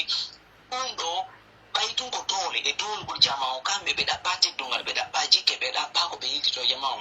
kamɓe kadi ɓe rewante cende ɗen fof fino ɓe dégagére ko laamu ɗum yo laaɓan jama o fof yo laaɓan Doumbouya yo laaɓan nene makko si ɓe faala ɓe sooda e cuuɗi honto e honto kala ko ɓe waɗi kande leydi meɗen ino annda anduɓe ɓen kadi si ɓe faala ɓe ƴetta e mbuuɗi ɓe jonna woɓɓe ɓen ƴetta ɗin mbuuɗi darniraɓe cuuɗi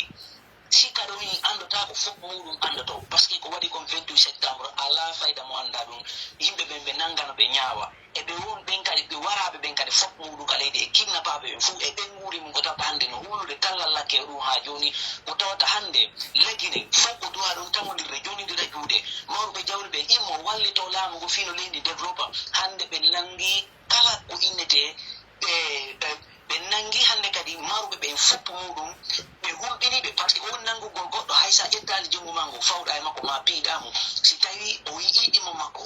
no cukka ma kamɓe maruɓe ɓe jiɓe cukka hiɓe hulɓinede hiɓe sa waɗali ɗum ɗo min yaltinte ka maɗa min yaltinte kadi jam wala ñalla no segutude waɗire noon ko ɗon mbiyede won waɗirre hara hay jawdi mare ni a ƴettata a heɓata kuural ƴettugol jonna laamu fiyo leydi meɗen ni golle ɗum moyen si tawi no ɓe gollude noon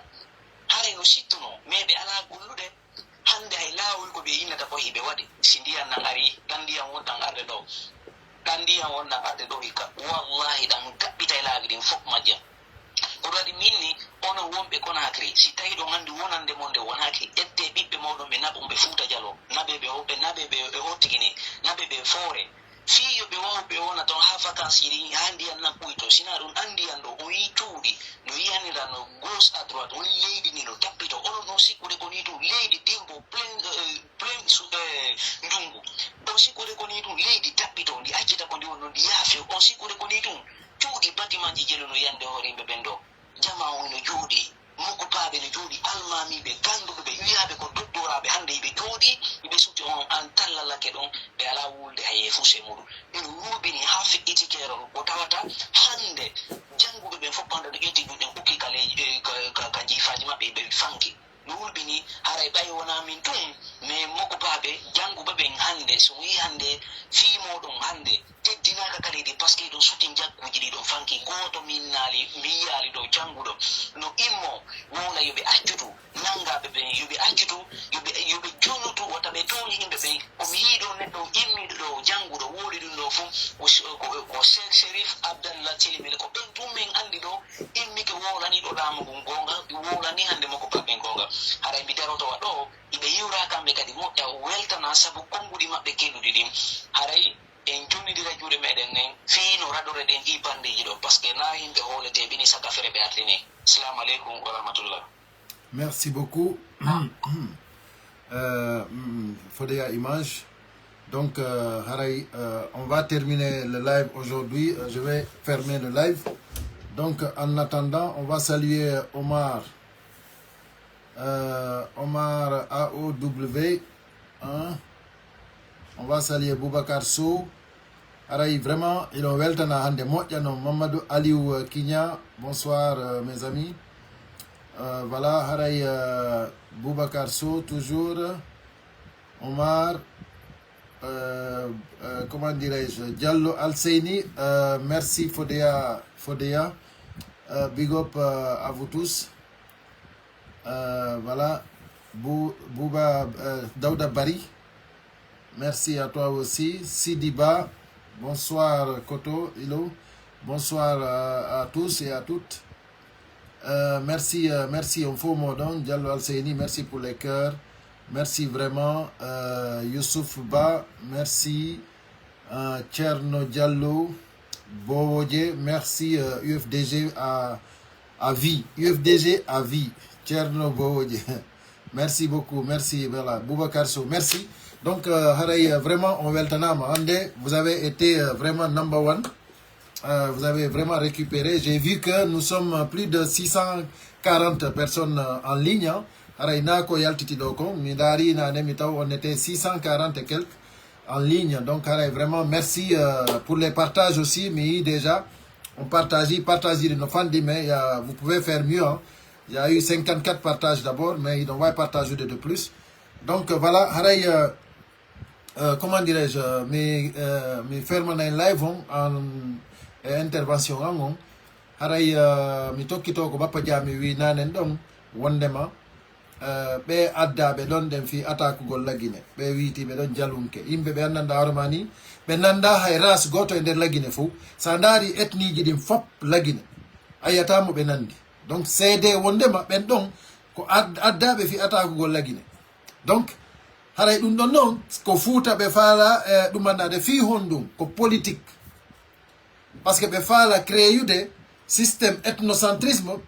wona c'est-à-dire entre les Foutanké ala ko kamɓe déplace yimɓe addi witiɓe wondema ko kamɓe jeeyi ɗon donc fi hon ɗum fi ƴettugol ɗum ɗon fof koola honno leader politique jom Cellou Dalein par ce que ɓe ronku ko ɓe rewrana Cellou ala ko ɓe waɗali ɓe waɗi disu parti UFDG on ɓe taw hande c'est-à-dire ko hande noon UFDG darana maintenant c'est les vrais cellouistes yimɓe wiɓe wondema ko Cellou ma Cellou joni ko ɓen ɗon noon dari parti on non Cellou no implanté mo partout dans le monde hande déjà assemblée générale en Belgique UFDG ñanden ɗo den yiɓe fédération France on ɗo no renouvelle de structure de base ji ɗin section ji ɗi ko province ji c'est à dire ɓe wawata bonnude fi UFDG ɗum ɗon on sa en tant que le leader est là ɗum ɗon ande c'est terminé Cellou Dalein o wawi on ɓe Ousmane ga Ousou Falimay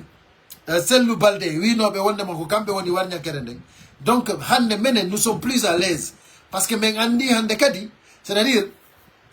hande kadi si pouvoir heɓike c'est que Cellou Dalein Diallo pourra faire le bien c'est à dire pourra faire l'affaire de tous les Guinéens donc haray ɗum ɗon il faut que ça soit clair donc si iwi ɗon je reviens sur la CEDEAO fi ko CEDEAO invité ɗo Mamadi Doumbouya kon mi woɓɓe no seytini ɗum ɗon no waton seytin fi Mamadi Doumbouya on hayson seytinali hande yiwɓe mo ɓen fof woodi yimɓe yiɓe mo ko frontiére mais ils ont tous confirmé ko min wolta ɗo kon on faami minen andi fi Mamadi Doumbouya on c'est terminé seulement que imbe entourage makko magui mo be fala wadde on pour continuer à gérer la Guinée, ça ne marchera pas. Donc onon armée Guinée non jodi be observe gol o yi Spartacus o jodi ke o wadi blocus on andi be yimbe nanganobe don fo on andi ko sabu Spartacus o andi ko kanko kadi ordoni kadi fi fermugol Kalum hande kadi do den kala nato e der Kalum ko il faut be anda jemma e nyalorma il faut be anda ko hondo jogida ko der otoma joni non ko hondo be wadani dum non ko fi sori be ko fi wata militaire de goto nato Kalum harabe anda ko hommo. Donc ça veut dire que so yehi ha o yi Spartacus windi ko dum makko wondema si be inni si be yi goddo no intervenant no goddo manam solnangol goddo fi wata o furiye be nangay be fop be naba fi hondo parce que be la maki parce que pouvoir o jullere ko be jodi don sari be jeya be mapike be andi kambe tigi ko no be jogori lendi non kono be ardi lendi non ko non kadi be yarata. C'est-à-dire ils règnent par les armes et ils périront par les armes. Dum don on c'est-à-dire ina min ilo sila wuri esi mi wura ko se ko non be yarata. Donc hande min na toujours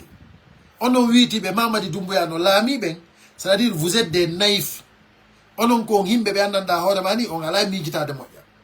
Sina dum o mo won don kellande do inna wondema c'est le meilleur, c'est un don de Dieu. Mais est-ce que on yi don selli min mi yi nyanden live sur TikTok himbe jodi be procès NRD be jodi be non Mamadi Doumbouya c'est un don de Dieu. Mamadi Doumbouya c'est un don de Dieu. Quelqu'un qui est venu, qui a trahi tout le peuple, qui a mis toutes nos institutions à bas, qui a pris le Bible et le Coran, il a mis à bas. Il a juré sur tout ça et puis il a dégagé là-bas. C'est-à-dire, hande kadi, kala soutenu de Mamadi Doumbouya, ça veut dire que au soutenir fi wata lagine hebu saria aduna. Au soutenir fi wata lagine feu aduna. Au soutenir fi wata institution ji wadu aduna. Donc c'est des wondema onon on feti onon wonbe wi de Mamadi c'est un don. Ministre be Mamadi Doumbouya ben foko hombo yiwdon no inna no golli hunde kari. C'est-à-dire du peloton au premier ministre. Ko hombo yiwdon no inna no golli hunde kari. Sina wadugol mouvement de soutien. Sina wadugol mouvement de propagande. Hay fusbe gollali. Kala si lawol gollama benda ko Mamadi Doumbouya. Si pon gollama benda ko Mamadi Doumbouya. Si julirde gollama benda ko Mamadi Doumbouya. Si pon wadama benda ko Mamadi Doumbouya. Ça veut dire que ministre de makko ben hay fusbe bokka. Pourquoi mi andintina on fewndo Lansana Conté. Fewndo Lansana Conté. Ko fi hon don sellu dalen kanko. Ko kanko wona no wiede sellu dalen no wadi dum do no wadi dum do no wadi dum do no wadi dum do. Parce que kanko hina lando on jonnay no mo mbudi. Kanko ko gandal o gollirayno. O wada projet di officiel la très bien o ya o dabba balle be adda o gollira mbudi din si lutti o nattana be. Ça veut dire que hina Lansana Conté golli ko sellu dalen. Mais ko Lansana Conté yetti mo fi yo gollu parce que ko yettira ko fi yo gollu. Mamadi Doumbouya no ministre makko be fo ko yettabe fi hondo fi wadgol propagande. Ko yo jonnu be mbudi be yabe wada financement be yoba be jonna be yoba blogueur fi yo wan mamaya fi be yoba fi mamaya be soda t-shirt wo e kepiji vive GMD. Gila premier ministre ha e peloton jon fop ko non. Ananata hay no ko Ousou Falimay ko si goddo moƴƴini pombe yabe yino gira be mantora.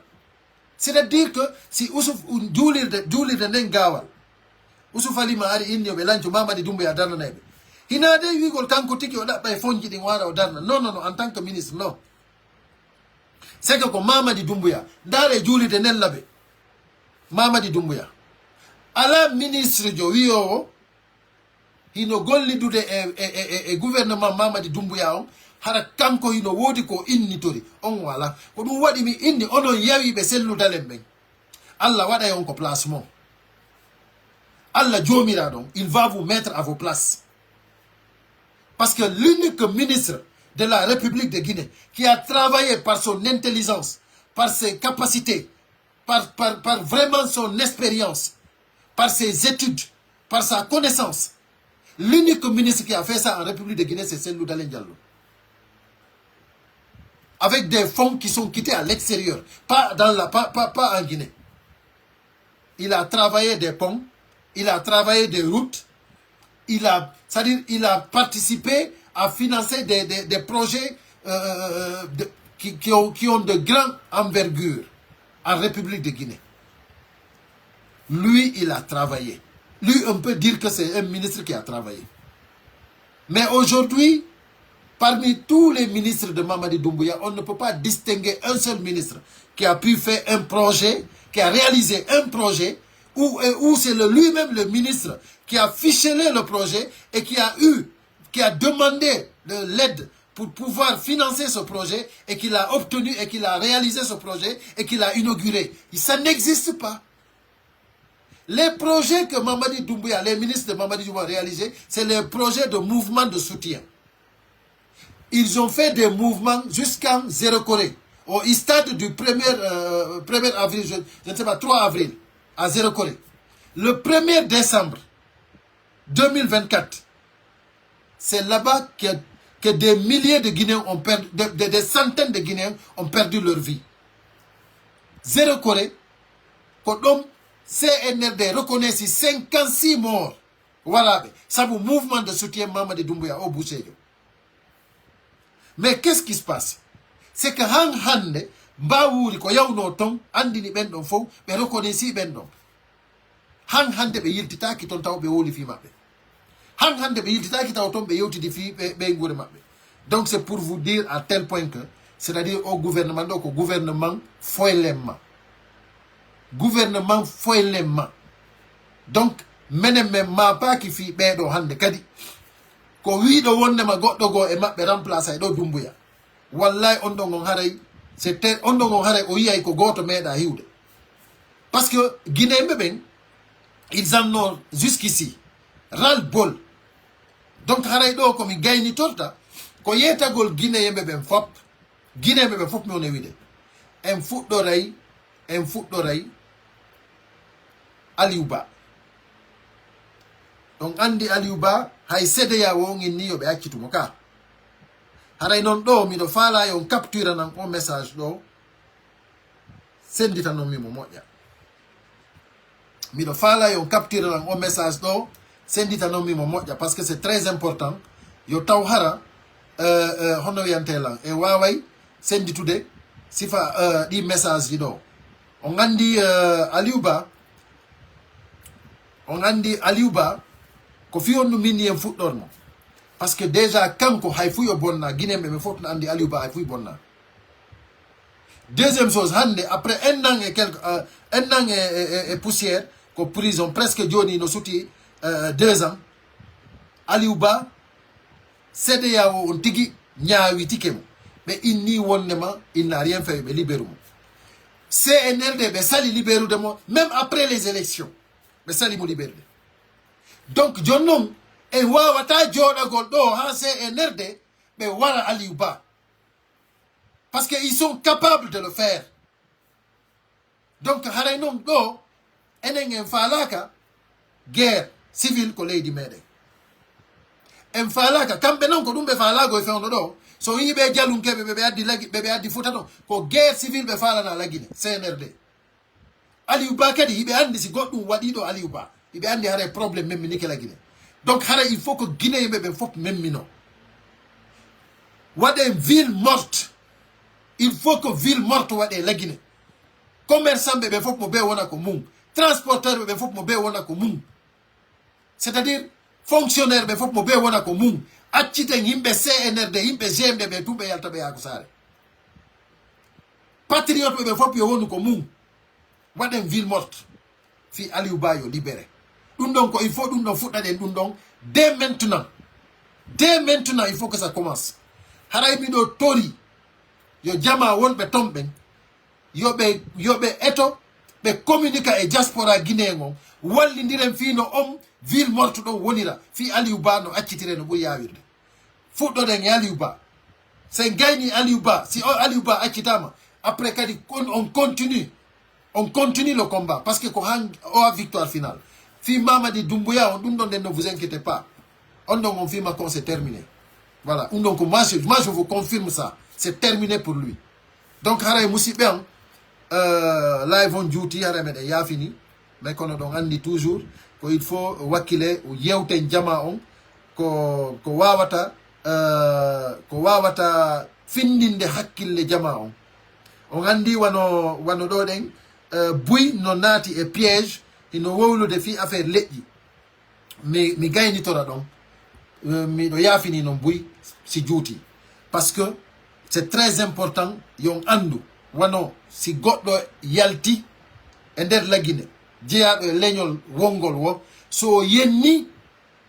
leñol wo ko ngol o yenni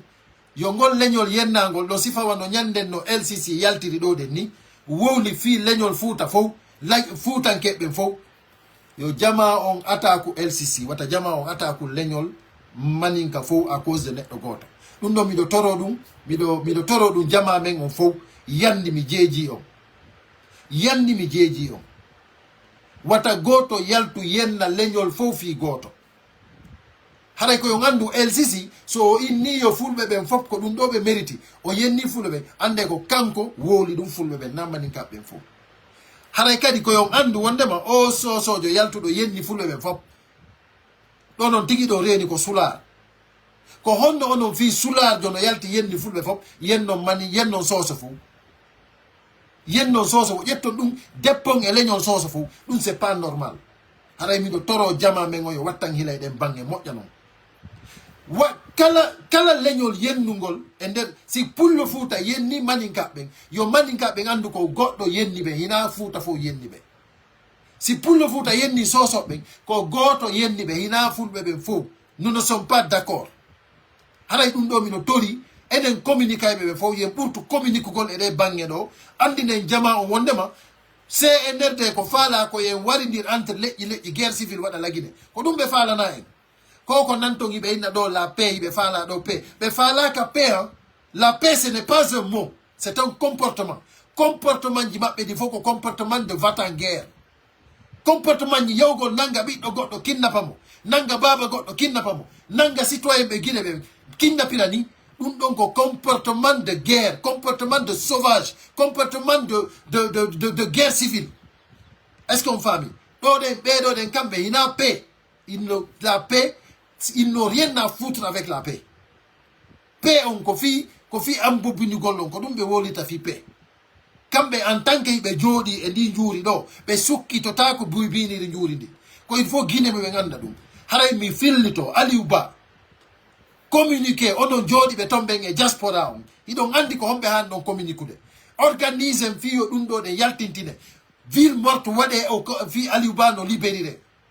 parce que si tawi yawri en fuɗɗaki waɗigol ɗum ɗon koyon andu kala ko heɓoye Aliou Ba haray ko enen waɗi haray na hay kamɓe waɗi par ce que hay goto e meɗen anduɗo ko Aliou Ba bonni ala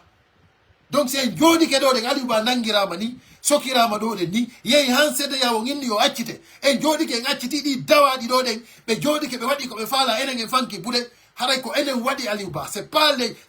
hina ɓe sauvage ɓe ɗo waɗi haray ko enen waɗi donc il faut que ça soit clair donc haray ɗum ɗo ɗen mi haɗa ɗo mi yaafino kadi buy mi andintina jama on fof yennugol leñol c'est interdit l'individu qui insulte ko on non attaquete ko on non attaque un point barre.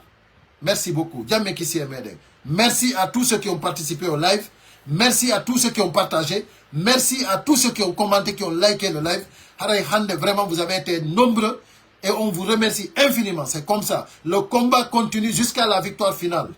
Ensemble, unis et solidaires, nous vaincrons. Merci.